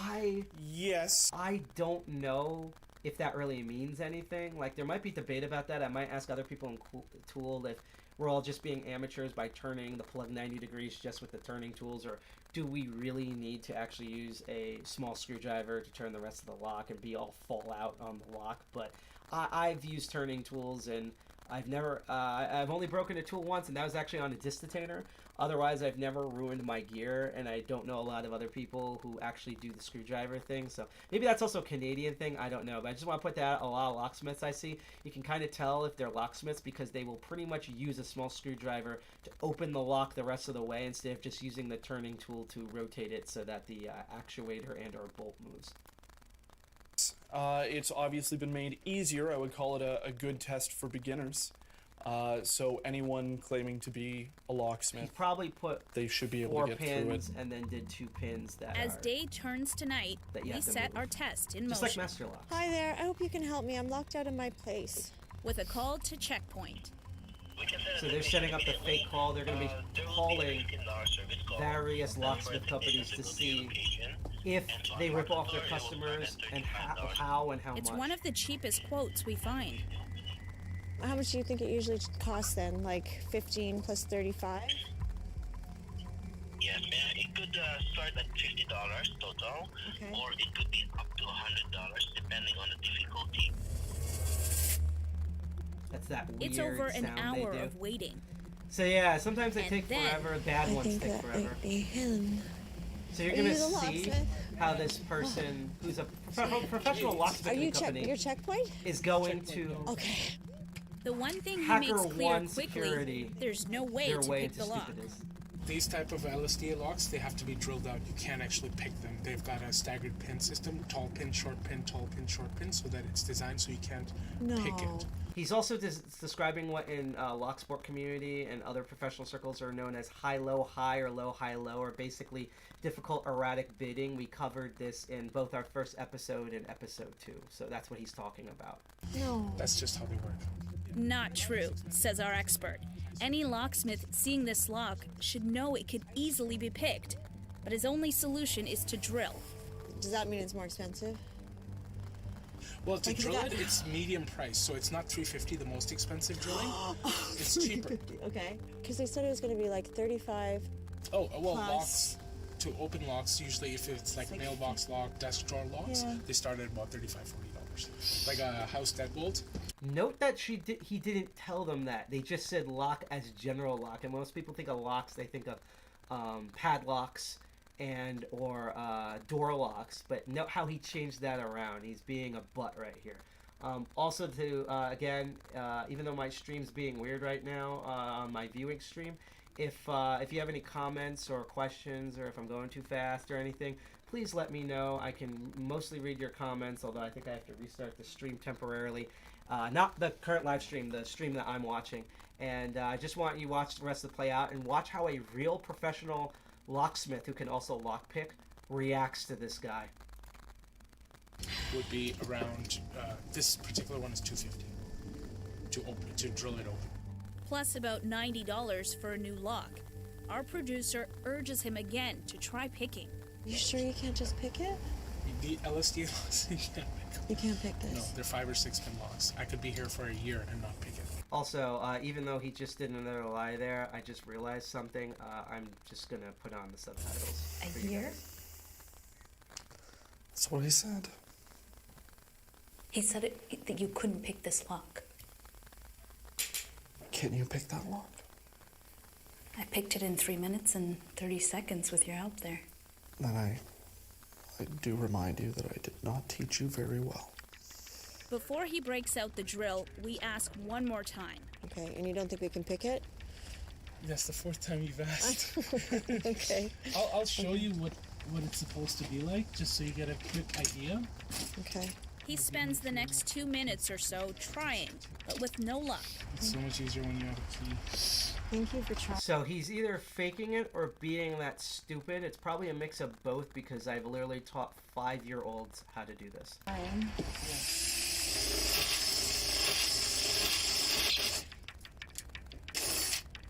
So right now he's doing the ultimate bypass, which is he's drilling straight through the lock, destroying it, which means they replace it, which is the most expensive way. It's the fastest way, but it's the most expensive for the person owning the lock because they have to cough up that money to replace it, plus the labor fees for installing it, unless they want to do it themselves. Locksmiths are supposed to ask for ID, proof we live here, right off the bat. But this checkpoint technician is well into destroying our lock by the time he finally asks. You turn the key this way, right? Yes. Yes. You do live here, right? Yeah, I'm renting it, yeah. You rent here? I rent it, yeah. Does the landlord know you're locked out? I couldn't get a hold of her today. Note, even tool hobbyists, this would literally be the first question we ask. But it's okay, should be okay. Yeah. Because otherwise it's... He doesn't finish the thought, but does finish the job. We got it. Including a new lock. Our expert, though, is not impressed. What are you thinking right now? That was everything I didn't want it to be. A bigger surprise awaits when it's time to settle the bill. Okay, so how much? I'm totally confused as the price. Altogether $400. No. With tax, $452.0. No. What? I mean, if I give you cash, can you do like 450? 400 plus tax, 452. And with that, the call ends. Bye. All right, have a good night. We contact Checkpoint. They admit their locksmith should have asked for ID, tried harder to pick the lock, and should have quoted a final price before starting the job. Checkpoint is now updating its procedures and agrees to compensate 94-year-old Dorothy. This is your industry. Yeah, this is the worst part of my industry. This is the worst part. I'm glad you're taking a good look at it. I have heard all about it, but that was sad. That was just really sad. You almost look like you're taking it personally. This is my livelihood that I just watched someone make a joke out of.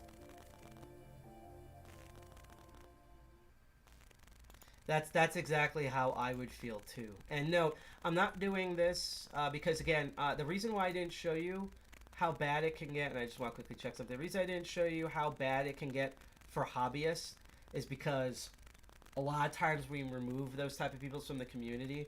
Not all the times. There's still, you know, it's a community, so there's drama and BS and things in it. But all the best examples I could think of are not currently part of our community anymore. As much as I'm going to hear my co-founder grow in the other room, if you want to go down a terrible rabbit hole that you're going to want to wash your eyeballs out of for a bad example of the hobbyist community, he already knows what I'm going to say. Look up Darksim 905, and that gives you an example of the black hat, I guess you could say, or the negative, the malicious side of the hobbyist community. What I just showed you here would be the malicious side of the bypassing community, or in this specific case, which I lean closer to bypassing just because they do it more often. Not that they can't do single pin picking, which is what they have in common with hobbyists, but this is a bad example. This is a malicious, awful example of the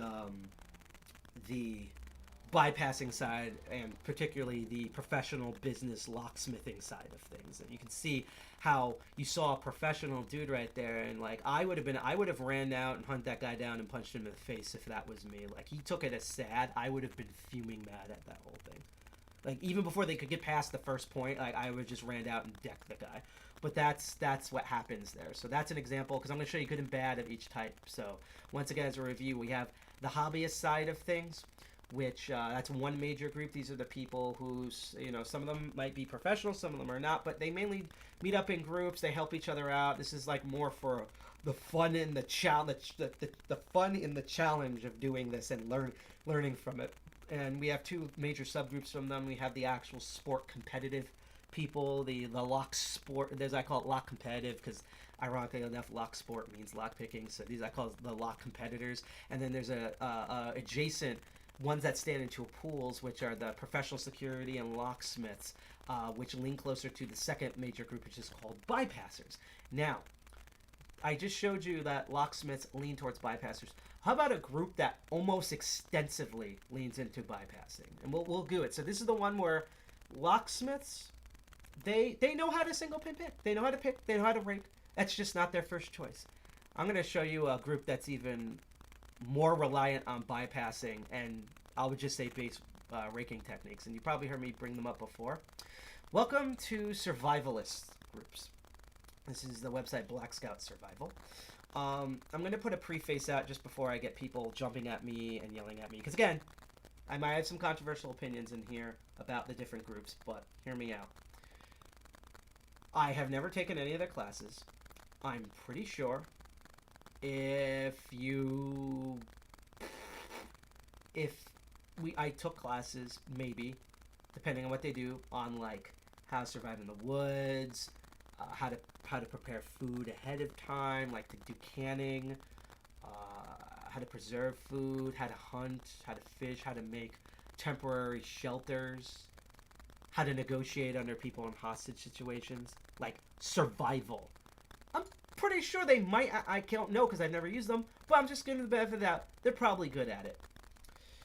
The thing about survivalist, and I tell people this, remember what I said earlier about the people who rake and bypass, and then they get to a real challenge lock, that American lock. And actually, we're not going to do the bad boys tonight.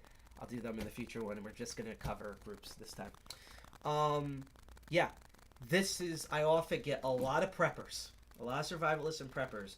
They learned rakes, they learned bypasses, and they don't know how to get past the standard American. And it's difficult for me, and I'm intermediate, I guess. You could probably call me leaning towards intermediate, and I struggle with that, so I know their pain.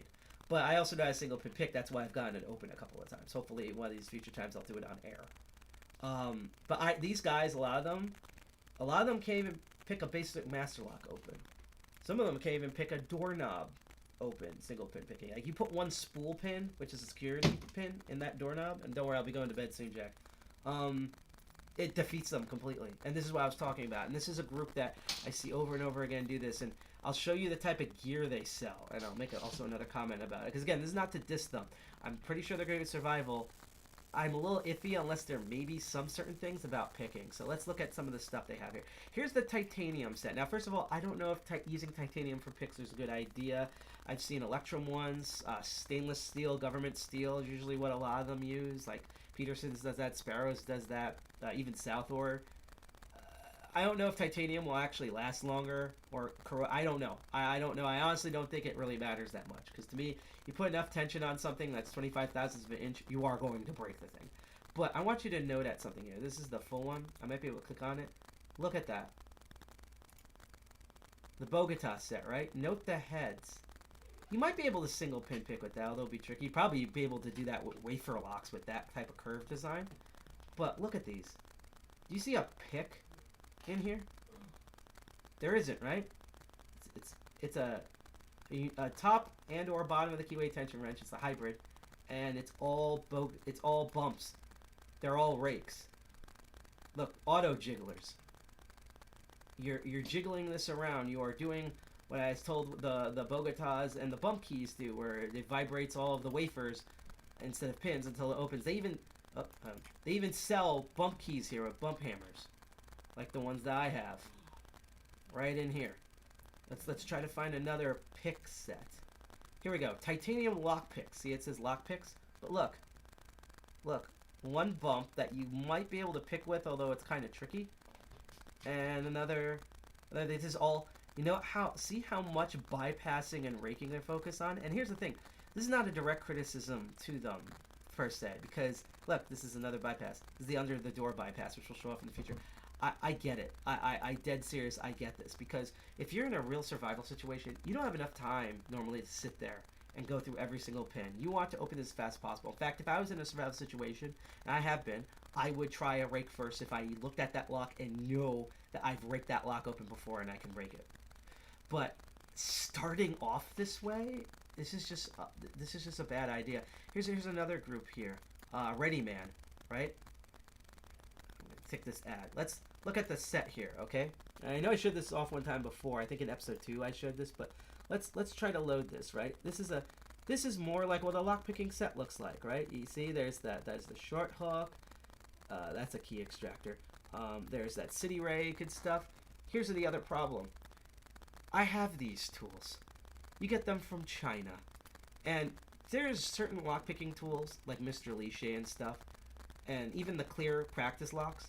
They're amazing. I love them. This is not this against China. But if you get a lockpick that has these thick handles with the rivets, let's see, thick handles, like they're sandwiched between the main piece of metal and there's a rivet that's hollow on each side, those are incredibly cheap. They're like 30th to 35 thousandths of an inch, and they have residue all over them. See how big this keyway is? You put that in a master lock. This happens with the ones that I have that I put in the public bin. You're going to get stuck in there. So they're selling really cheap locks that don't fit in lock picks. Even though these are not rakes, they're selling cheap lock picks that don't fit in most keyways and have a huge proponent to break. It's cool that they sell the clear stuff, although the fact that they don't sell any brass draining ones bothers me. So, this is for the acrylics. So yeah, it's acrylics and pop-outs. So when you go to preppers and stuff, like, yeah, good for them. They use bypass and raking techniques. But again, let's say there's a food cabinet and there's no security around it, but someone just put an American lock, like an American 11,000 or 15,000. They're screwed. They will never get all the canned goods behind there because all they know how to do is rake. They might as well try to chop the thing off, and they're going to be stuck, if they're lucky, with like a blowtorch for 20 minutes just to get that thing open. So I get a lot of prep people. And like, this is kind of cool. This fits in like a dog tag. Like, I would have this if I was like flying or something, just to have something on me. Maybe make it a little bit. I like the saw thing here. But yeah, you're either going to get just nothing but rakes, or you'll get a pick set, but they're incredibly cheap and not sturdy. So as I tell people, and I'm going to show a video here of the Ready Man group that this is actually Black Scout Survival String Ready Man. I like how you know that they're preppers, because they have this like the serious music and the high-tech graphics with the globe exploding, and look, it's their logo, learn, prepare, survive. But this EDC is them, defense tool. This is them using the Ready Man. So this is one company reviewing another company's product. And this is made by Ready Man. And you'll notice a lot of them. Some of got a lot them of are great actually stuff going on ex-military. over Some of there. them are like Water toy jet soldiers. But anyhow, as a I think I actually loaded up the wrong and thing. your keychain. Yeah, I loaded up the wrong thing. This is a different device. Actually, let's quickly see if we can find. I know they have a direct video on lockpicking. Let's find that one really quick. Actually, let's see. See, I also know Ready Man has a video, but for some reason, it doesn't want to load up. Actually, let's just search for a lock. Maybe that will bring it up. Let's see. I'm gonna find this here. Because I know it's here. I've watched it before. Guns. They're arguing about AR-15s. Like, I give a crap. Yeah, whatever works for you, just don't point it at me, because I'm not doing anything wrong. I'm just living for liberty and freedom and for people of color not to get shot. It's like, you know. Hang on here. Because I know, maybe it's on their actual YouTube. Did they get banned? Maybe they got banned from YouTube and I didn't notice. All right, let's look up Black Scout then. Black Scout. Can you guys hear me out there? And again, if you have any questions, comments, criticisms, ideas, please let me know. And if you like this content, please. Oh, this is a treat. The best lockpicks. I'm gonna look at that one later. You know, and I'm going to show this in the future how you could use like paper clips and bobby pins, for example, because there's in the COVID with everyone broke. This is a nice cheap way to do it. And I think out of all the videos I've seen, there's only one video of theirs where I think they covered it mostly well, but it still had a lot of the BS. Let's look at this again. Look at this. It's like steel and the smoke comes all raw and everything. That's how you know you're dealing with Pepper. So look at it. They made like computer matrix code sounds for their website. Isn't that cute? It's like they live in the mid-90s.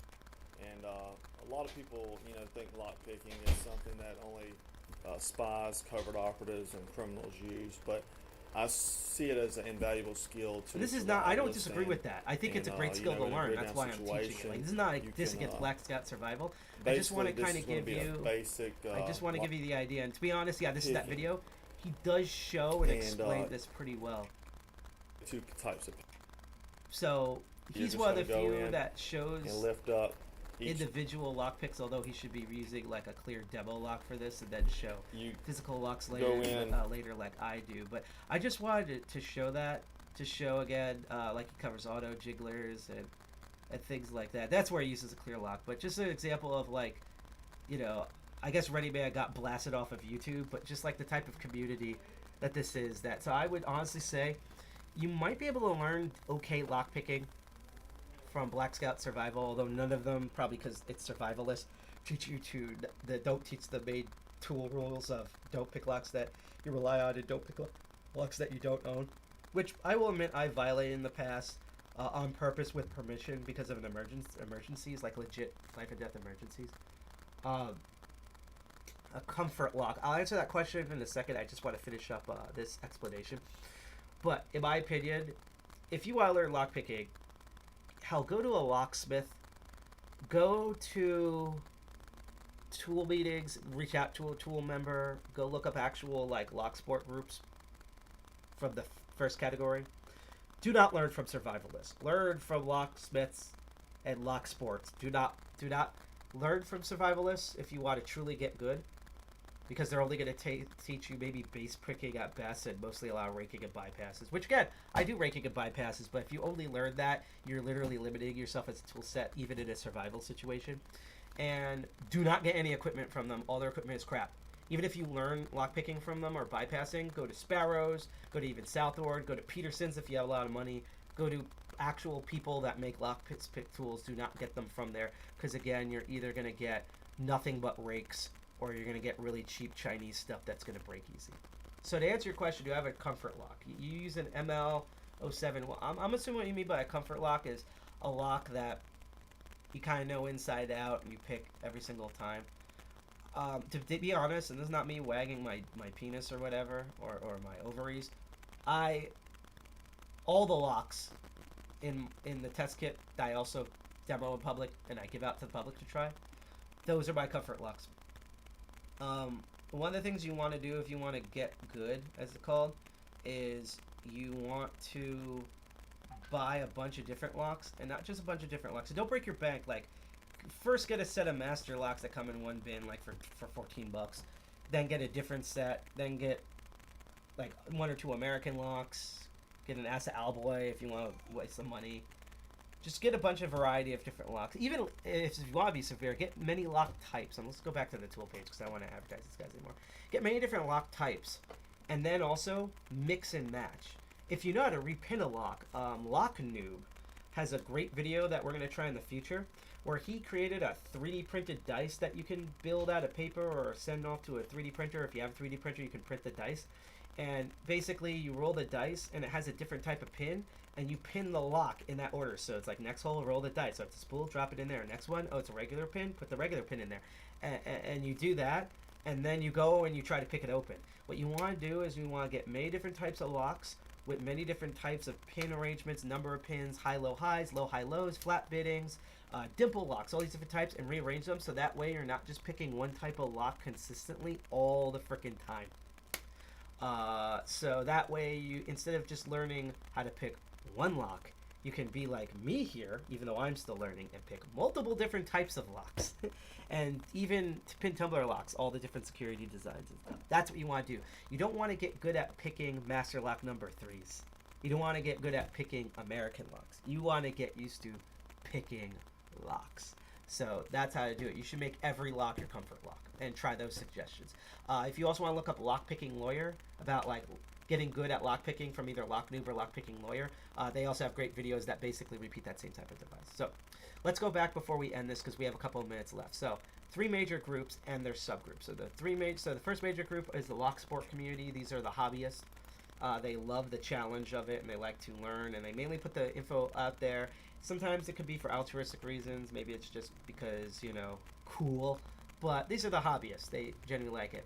And there's a group of hobbyists that are the lock competitors who enter professional lock picking competitions. They focus on single pin picking often and hybrid picking, and they win competitions, sometimes bypassing if the rules allow it. And then in between these two groups there's another group called bypassers, which they don't really focus on the pins. They focus on the actuator of the lock, the bolt of the lock, the shackle on a padlock, the actual door itself, a window being open on a building, that sort of stuff. Deviant's professional job involves a lot of bypassing, even though he's really good at single pin picking and he's heavily in the hobbyist scene. His actual business, they use a lot of bypass techniques, like bypassing like buildings, like scaling like Spider-Man.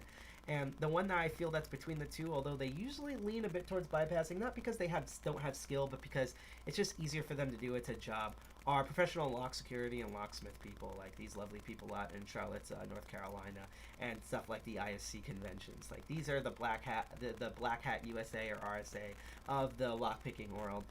They're there for learning security technique. They install in locks and stuff, and they sort of sit between the Locksport hobbyists and the bypassers. And 2 subsections of the bypassers are, again, lockpickers do that. You get a lot of like these sort of survivalists. The other group that I'm quickly going to go into, if I can find it, here we go, is law enforcement uses these. Detectives, sometimes police officers. A lot of firemen use these, and a lot of military people. In fact, I'm going to go to Sparrows in a moment and show you. These guys, all they do is they offer classes on lockpicking, and also, which is a huge focus if you actually look at their website, a lot of their stuff, they do some lockpicking stuff, because smithing stuff, because they're technically locksmiths, but they do what they call covert entry techniques and advanced techniques. So you can see an officer teaching here. They say cabinet locks and stuff. What they really mean is wafer locks, combination locks, padlocks of varying types. These guys are locksmiths that work for law enforcement. There's also groups in law enforcement that teach these. I know Jason E. Street both does cybersecurity and locks, and he's taught them to policing units. I think I just loaded the same page again. So, like, you have professional locksmiths that use bypassing. and I'm going to get back to this in a moment, preppers use a lot of bypassing techniques, and law enforcement definitely, and especially firefighters. A lot of things like you see, like the Slim Jims and the hall passes, are used a lot by professional firefighters and EMTs in order to rescue people. And so that's another group. And in fact, and this might be able to load directly into this. Let's see, sparrows.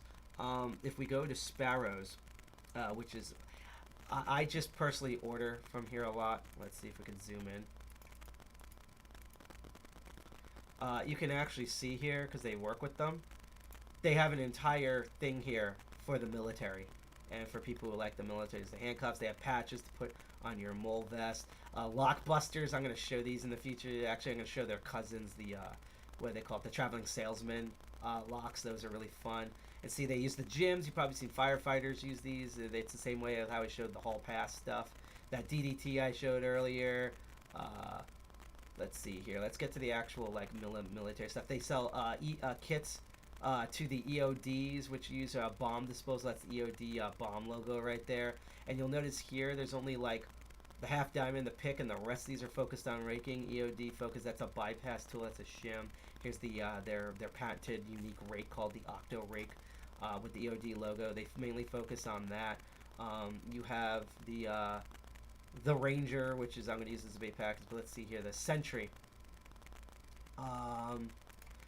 This is really cool. Bosnian Bill did a video about this. Not only, you can see here, there's single pin picks in here. I should say there's more than the EOD set. There's like 4 single pin picks, but the rest of it's raking. So it's actually more of a good balance, but they're going to try the raking first before they do the picks, and then they're just going to break the door down if they have permission to or don't have permission to. But they also sell a special case that not only attaches to a mole vest for the military, but they also, it flips down instead of opens like a way a case does, and that way it hangs off their mole vest. It's really tight so these picks don't fly out everywhere. And that way they can use it, and they don't have to remove the kit. It sits on their vest at all times, so it's perfect mole strap and mole vest compliant. The Ranger set's unique, and I really want this for one feature, is that it's a pouch that then you can remove separately. And these were actually designed for policing units, even though I'm going to use this case and some of these tools as their base sets. And you notice these are padlock bypass shim. That's a mini version of the gym, literally known as a mini gym, wafer lock jigglers, and some rakes with 1 or 2. There's only 2 picking options here. So these are all bypass and rakes. Again, this is designed for law enforcement. So that's the bypass group and the people that straddle between the two. Now, remember those, and we're going to wrap it up with here. Remember those survivalists? They also kind of lean into another group, and this is the third major group, and we're going to end with this when we do the recap. The rogues. Now, some would argue, and I would partly agree, that the rogues are the OG lockpickers. In fact, people who would bypass physical security and do things like social engineering stuff used to be called rogues, and that's where they kind of got their names from. Their positive version are rogues and maybe magicians. A lot of magicians are into this stuff. Their malicious names are crooks, thieves, pickpockets. That's the rogues. And the thing about the rogues is most rogues are as far away as from single pin picking as possible. In fact, I get a lot of people in the rogues category, such as, again, like the survivalists, which is one section that kind of straddles between the bypassers and the rogues, who have never single pin picked anything in their life, and they literally act like the way most people do when they show them a magic trick if they're magicians, because it's just amazing. They rarely single pin pick, or some of them they rarely do, and even if they know how to do it, they rarely use it. Rogues heavily lean onto bypassing, and if they use a bit from the hobbyist community, they a lot of times, half the time, they know raking techniques. What makes them really unique is that they use a lot of other hacking techniques in order to get through it. And some of it is from a lot of them are magicians, so their background, a lot of the stuff is from magicians, and magicians are one side category here. So, example of things that rogues do is they use sleight of hand. They, unlike lockpickers and bypass people, locksporters and bypass people, they use social engineering in addition to shimming and bypassing in order to get by. And in fact, The Rogues Village, and I'll show you in a moment, were founded by really popular magicians. And I want to see here, they have the archive, I think, of last year's village, because they're going to try to do this online again this year. And this was their whole thing last year, so I'll give you an example here. So they don't film any of this stuff, which is why if they do this online, this is going to be interesting. They do that kind of like the Sky Talks to keep like sketchy stuff secret, but it's mainly hanging out and like sharing kind of semi-sketchy, morally ambiguous techniques. But look at they have for classes here, and this is the guy who found it, which I'll show a video of in a moment. Brian Brushwood of the Modern Rogue. I love Brian. He's great. I learned I used his videos to help. I used to do fire breathing. I want to get back into that, and I learned fire breathing from him. I also a lot of the pool table tricks that he does, which is, by the way, that's not why I'm called Sidepocket, but good guess. And again, if you have more questions like about my username or hacking or stuff, please ask. And if you want to see more content like this before my co-founder throws a brick at me because he wants to go to bed, make sure to subscribe or follow us on whatever platform you're on. If you're on Twitch, follow us. If you're on YouTube, hit that subscribe button there. If you want to watch us surf out the rest of Mixer, hit that. If you're on Mixer, DLive. Not only follow us, but send us lemons, because my upcoming Crypto Barons in about next week on Saturday. I think. No, it's this week. Maybe it's this week. I don't know. We're going to see. But but basically, when Crypto Barons comes up, we're going to actually talk about the platform. Whatever platform you're on, follow and subscribe on us. If you can't do that, at least go to our website, defcon201.org. If you want to email me questions after the show, you can email me at info@defcon201, and I will gladly answer them. But let's take a look at the Rogues Village here. That's why I love that there's literally a DEFCON village for every single main type of people that deal with locks. But look at this. Let's see. We have a pickpocketing class, where a magician's going to demonstrate pickpocketing techniques, so you know how to do that, and he uses social engineering to do it. And that's an entire thing. Then the next day was a professional gambler showing about gambling. I love this virtual stenography. It's basically a subsection. It's a really hoity-toity version of a subsection. It basically uses mentalist principles as well as like old school spy communication by basically how to communicate non-verbally without letting other people know, so only your inside group knows. And then the last one here, which has lockpicking, it says Lockpicking Extras. This is from, did they list the person here?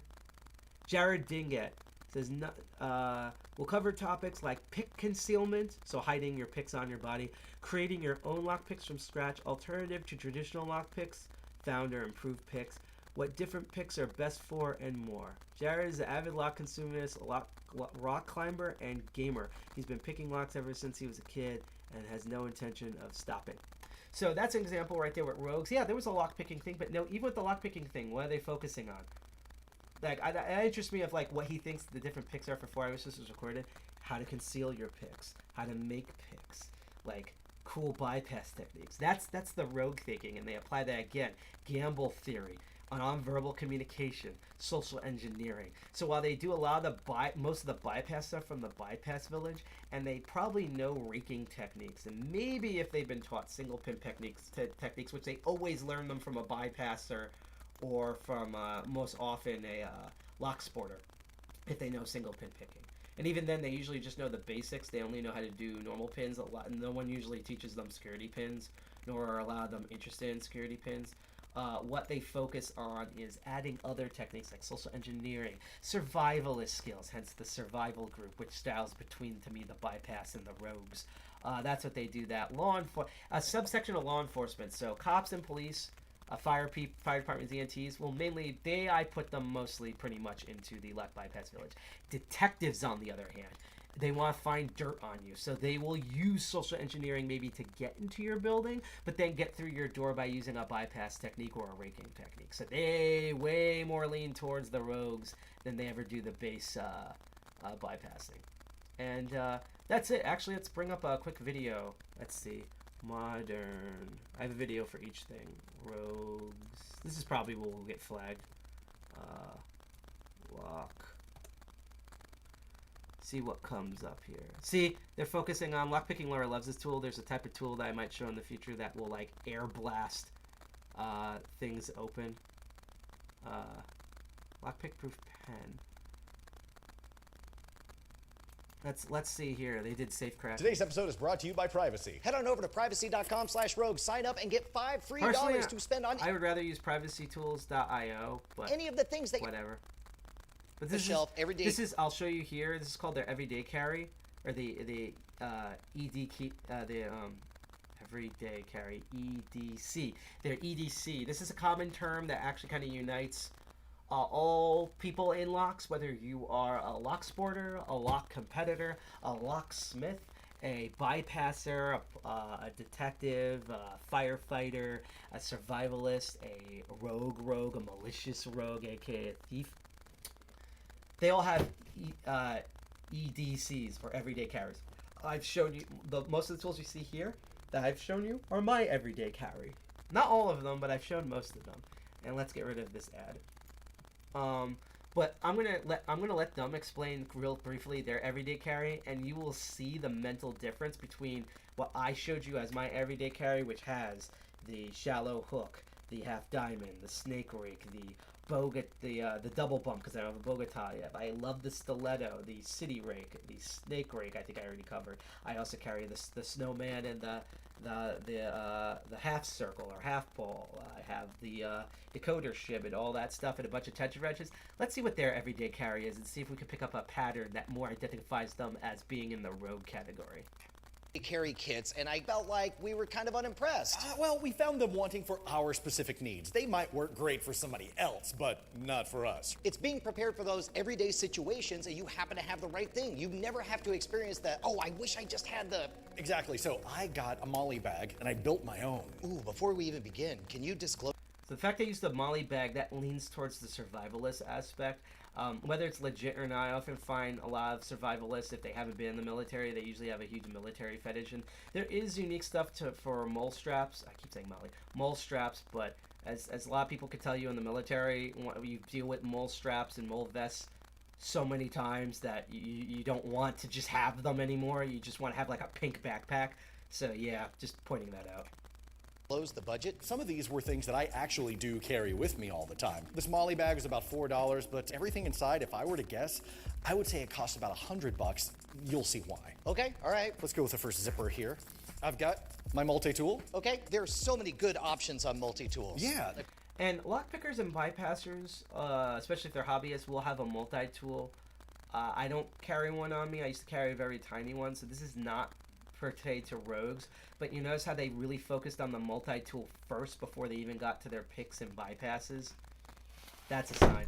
I feel like this is all a matter of preference, right? Yeah, exactly. I just got this one for about $19, and then some other little attachments like that. That's really handy. Different hex bits on there. You got flathead, Phillips head, all of that stuff. So this is honestly more what I would see towards a locksmith as well, by the way, these two things to start out with. We'll say item one, a multi-tool. Yeah. This seems like it'll be useful all the time.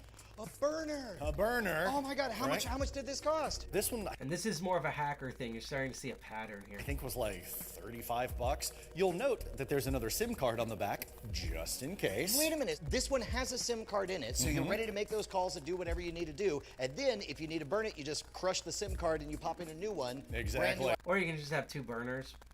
So you can just put if you're worried about the first SIM card as the burner, you throw that burner SIM card away and you put the other burner in. Identity. Now we're talking. This is a modern rogue EDC. This is actually the burner phone that I use when I go to DEFCON every year. Oh my gosh, yeah. That's blue. Which you should either be completely wiping or reflashing, or just get a new phone every year. Blue brand for any of you hackers out there. Yeah. Phone charger.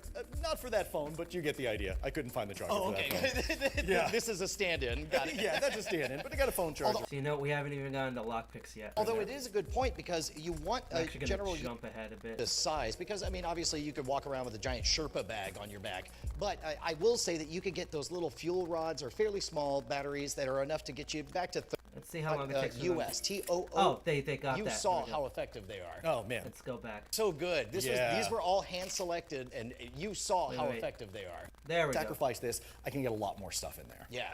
The lockpick kit that Lockpicking Lawyer gave us. So good. These were all hand. So they probably have a good set because Lockpicking Lawyer pointed them out to it. You also note that it's sparrows. Just pointing that out. Selected, and you saw how effective they are. Oh man, they were really outstanding. There's just a lot of stuff in here. It's really slim. If this is actually going to be an everyday carry thing, something that's on you at all times, people should go to tool.us. TOOL. There's 3 O's. Thank you for shouting us out. In tool.us, they have a map based based on your state, the laws are different, because if you're arrested for a misdemeanor, but then they find these, they could probably up the charge and saying, well, you were obviously about to do a burglary as well. Yeah, well, speaking of burglary, do you know what this is? I don't know. It looks like a blade of... I know what that is. That's a lock popping thing. That's an open a car thing. Yeah, it's a Slim Jim. I've actually had this since high school, and you can use it to pop locks on cars by sliding it down into a window. So you note that even though they were a little excited about the lockpicks, they're like absolutely in love with the bypass tool here. I can't believe that we have never done this on the Modern Rogue. We have to do this. Oh, we are. So the idea is you slide this through. Doing writing on the fly, so I've got my little notebook. So I'm just skipping It's ahead. handled by a proper dungeon master. Exactly. Oh, so mini D&D dice. This is amazing. Those are actually my D&D dice. And as any gamer knows, you don't just carry one D20. You can't blow on an app. But yeah, he's gonna go. So many times, because there's those moments where it's like, oh, you need the thing, I have the thing. Well, let's... Here we go. This is the overhead of the entire... So that's pretty much mine. There are a few things in here I don't really need, but this is me in a nutshell. Here's what I love about this, man. Every one of these, I truly believe you'll use almost every single day, and you'll be glad that you'll have it around. Maybe the lockpicks and the Slim Jim are a little bit esoteric, but obviously the fanny pack... I've had to help people get into locks that they've locked themselves out of and gave me permission that I do not see lockpicks as esoteric. But again, I lean towards being a lock sporter, and I'm a hobbyist, and that should tell you the mental difference right there. They think lockpicks are esoteric. I think they're essential. This is a bit big. You could keep this in your car or your backpack. What if you wanted something that you could literally keep in your pocket at all times? Well, that's not all, Brian. I'm glad you asked. Wow, what a professional tee-up that was. Indeed. This one is an EDC. This is the Altoid kit. I love these. Inside an Altoid tin. Now, okay, this one's a little more sinister. All right, let me just see if there's any bypasses or locks in here. And now, if we pop it open, now this is very... Might be. I have the patience to pack something in there like that. I was about together. It was mainly her with some guidance for me because, as you can tell, I do not have the patience. It is thermite. It is indeed. Is there thermite? So that's thermite to burn through stuff. Will melt the hard drive. They might have like a mini rake pick or something, but like I said, so because Lockpicking Lawyer kind of outlined, gave them their own kit. Even though he might have maybe tailored it for raking, but and they actually did an entire video which I'll run quickly in the background. Today's episode is with the sound off. This is actually Lockpicking Lawyer covering this, and it's just nothing but lock bypasses of how these locks can be simply bypassed. I think if you hadn't got to that already, that's gonna be the there's an actual American lock bypass tool that you can get at Sparrows. That's just called the Sparrows bypass tool that'll do it. And he's showing here thin pieces of metal made into a shuriken, and that does the actuator just like I did with my other tool and things. So you notice this entire video they don't go through lockpicking, they actually see, that's the same bypass. See, that's what we just did on air. They're more focused on not just bypassing techniques as opposed to picking. So some raking, definitely bypassing, and if they do know how to pick, they might use it as like if they're like a pickup artist or they want to show off, they will show off.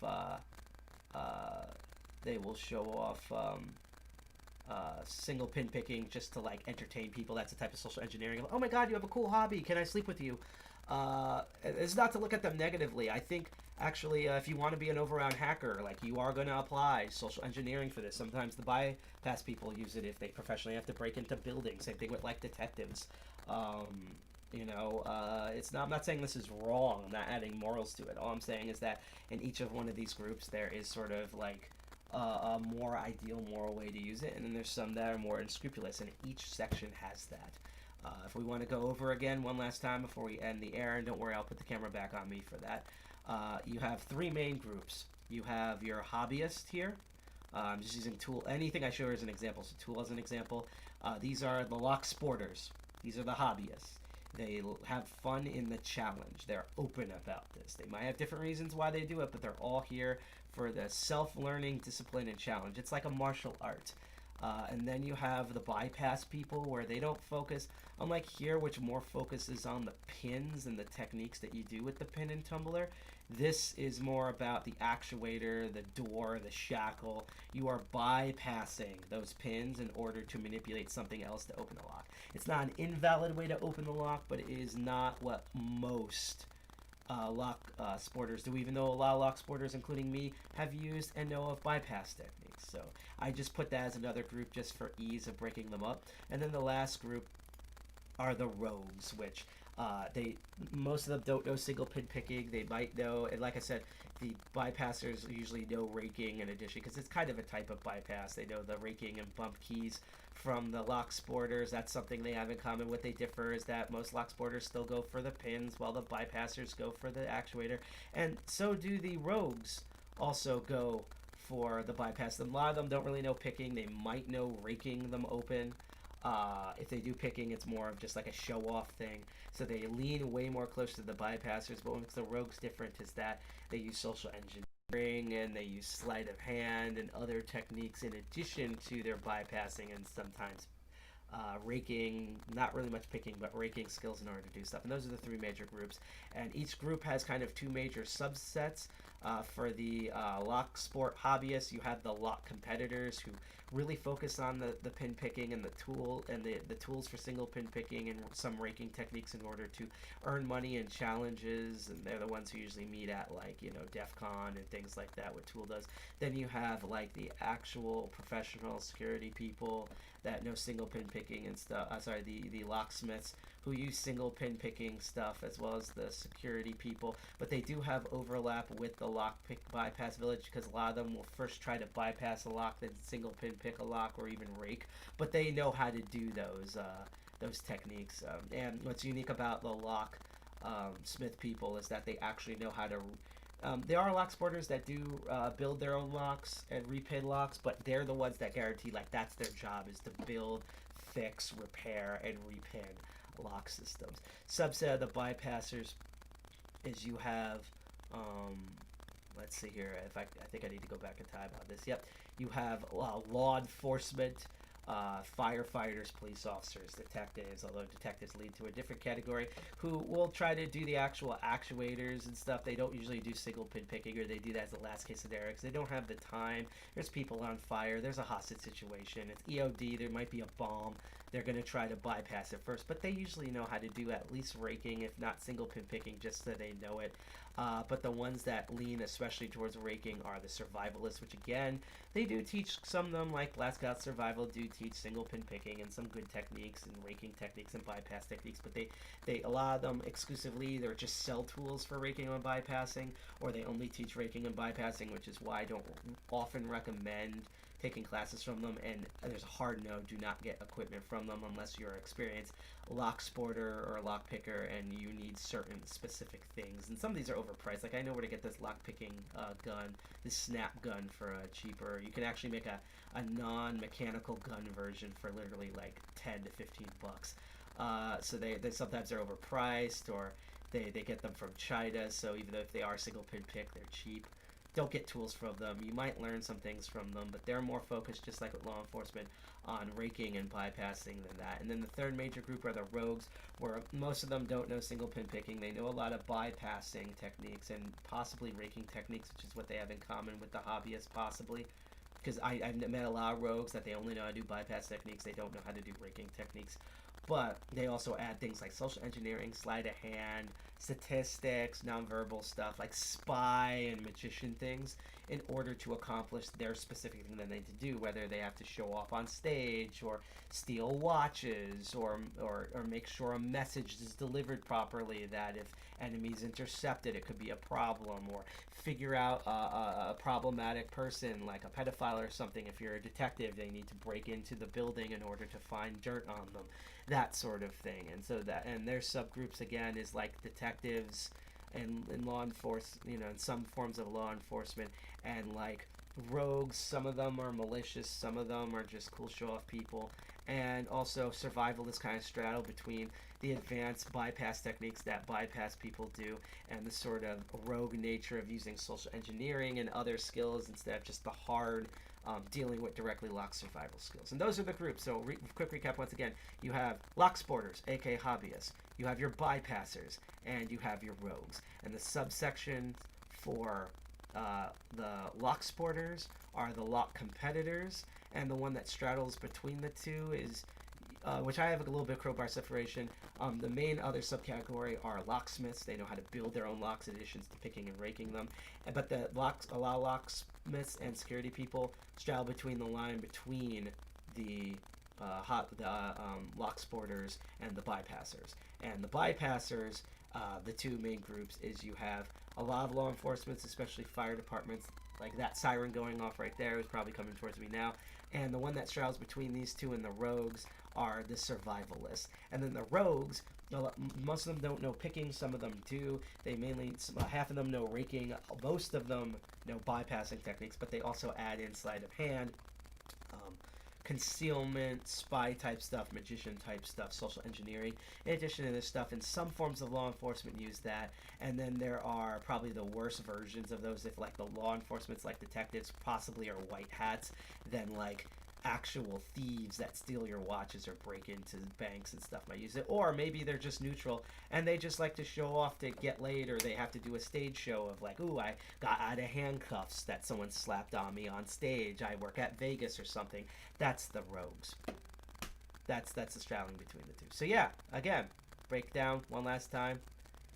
Locksporter hobbyists, bypassers, rogues. And then there's all sorts of subsection in between, and there's good examples and bad examples. So, that was our episode. Let's see here. Let's get back to everything. So that was our episode. Thank you for putting up with this, putting up with me. This is the Master of Unlocking here. These are the tools. It was so awesome to redo again my basic teaching stuff, because now we have a lot better camera that can actually focus up close so you can see everything. I'm going to be using this dual setup in the future forward unless I can get a actual focusing main camera that does live streaming. Otherwise, I'm going to do this dual setup with my phone, and it's been working really well, and I hope you guys enjoyed that sort of Redux. Let's turn this camera off, go back to this. That's the Master of Unlocking. I teach locks and locks bypasses today. We had a Redux of basic lockpicking 101 and what all these different tools mean, and we also then went through and learned, in my opinion, and note, it's my opinion, this is not something that TOOL teaches. TOOL doesn't teach this because I don't think they've ever covered this, and this is just my opinion. I'll make a blog in the future of, in the same way there's 3 groups of main hackers, and then you can subdivide them, and you can pick out malicious ones and helpful ones, and then the grayish area in between. There are different types of people who do lockpicking, whether you are, in my opinion, a Locksporter, a bypasser, or a rogue. So, that was Master of Unlocking. Thank you for joining me. I am Sidepocket. I'm one of the co-founders of DEFCON 201. If you want to check us out, we're at DEFCON. Yeah, good night. Thank you, Desiomana. Check us out at defcon201.org. I don't know who's streaming right now, so I'm just going to go to the woke channel. So I'm going to actually preempt that command in a moment, so... because we often host other streams. You can go to us at defcon201.org to find out more details. If you like what you see on this live stream, whether you're on Twitch or YouTube or Mixer if you're still on, or DLive, and if you're on DLive, send us lemons. That's going to be really useful for me in the next Crypto Barons. We have a good amount, but we need more in order to properly demonstrate. Click that follow or subscribe button. We hope you check us out on July 17th for our monthly meeting, which we should have details of shortly. We also plan on making a cool announcement for 1 or 2 days where if you support the Black Lives Matter stuff and you want to get something awesome while giving to it, we should be making that announcement soon. The next Master of Unlocking episode that's going to happen, if I can look at a calendar real quick, if it properly loads, will be on the 19th. I have a prototype idea of my head because I should be getting new gear in of what I'm going to show off. but I will announce that in advance when that episode is about to come out. If you want to see our next show, this Wednesday at 8 p.m., you can watch Hack All End Commander. I don't know what he's going to do, but he always does some sort of crazy hacks, especially with retro stuff like old Windows machines and OS2 Warp and ancient versions of Linux. You can check that out 3 days from now on Wednesday at 8 p.m. If, again, you want more information, it's defcon201.org. Please hit like and subscribe if you like what you want to see. And until then, that's the Master of Unlocking. This is Sidepocket from DEFCON 201. Dirty Jersey represents. Peace out. Enjoy catching up on the protests with Woke. I'll see you then.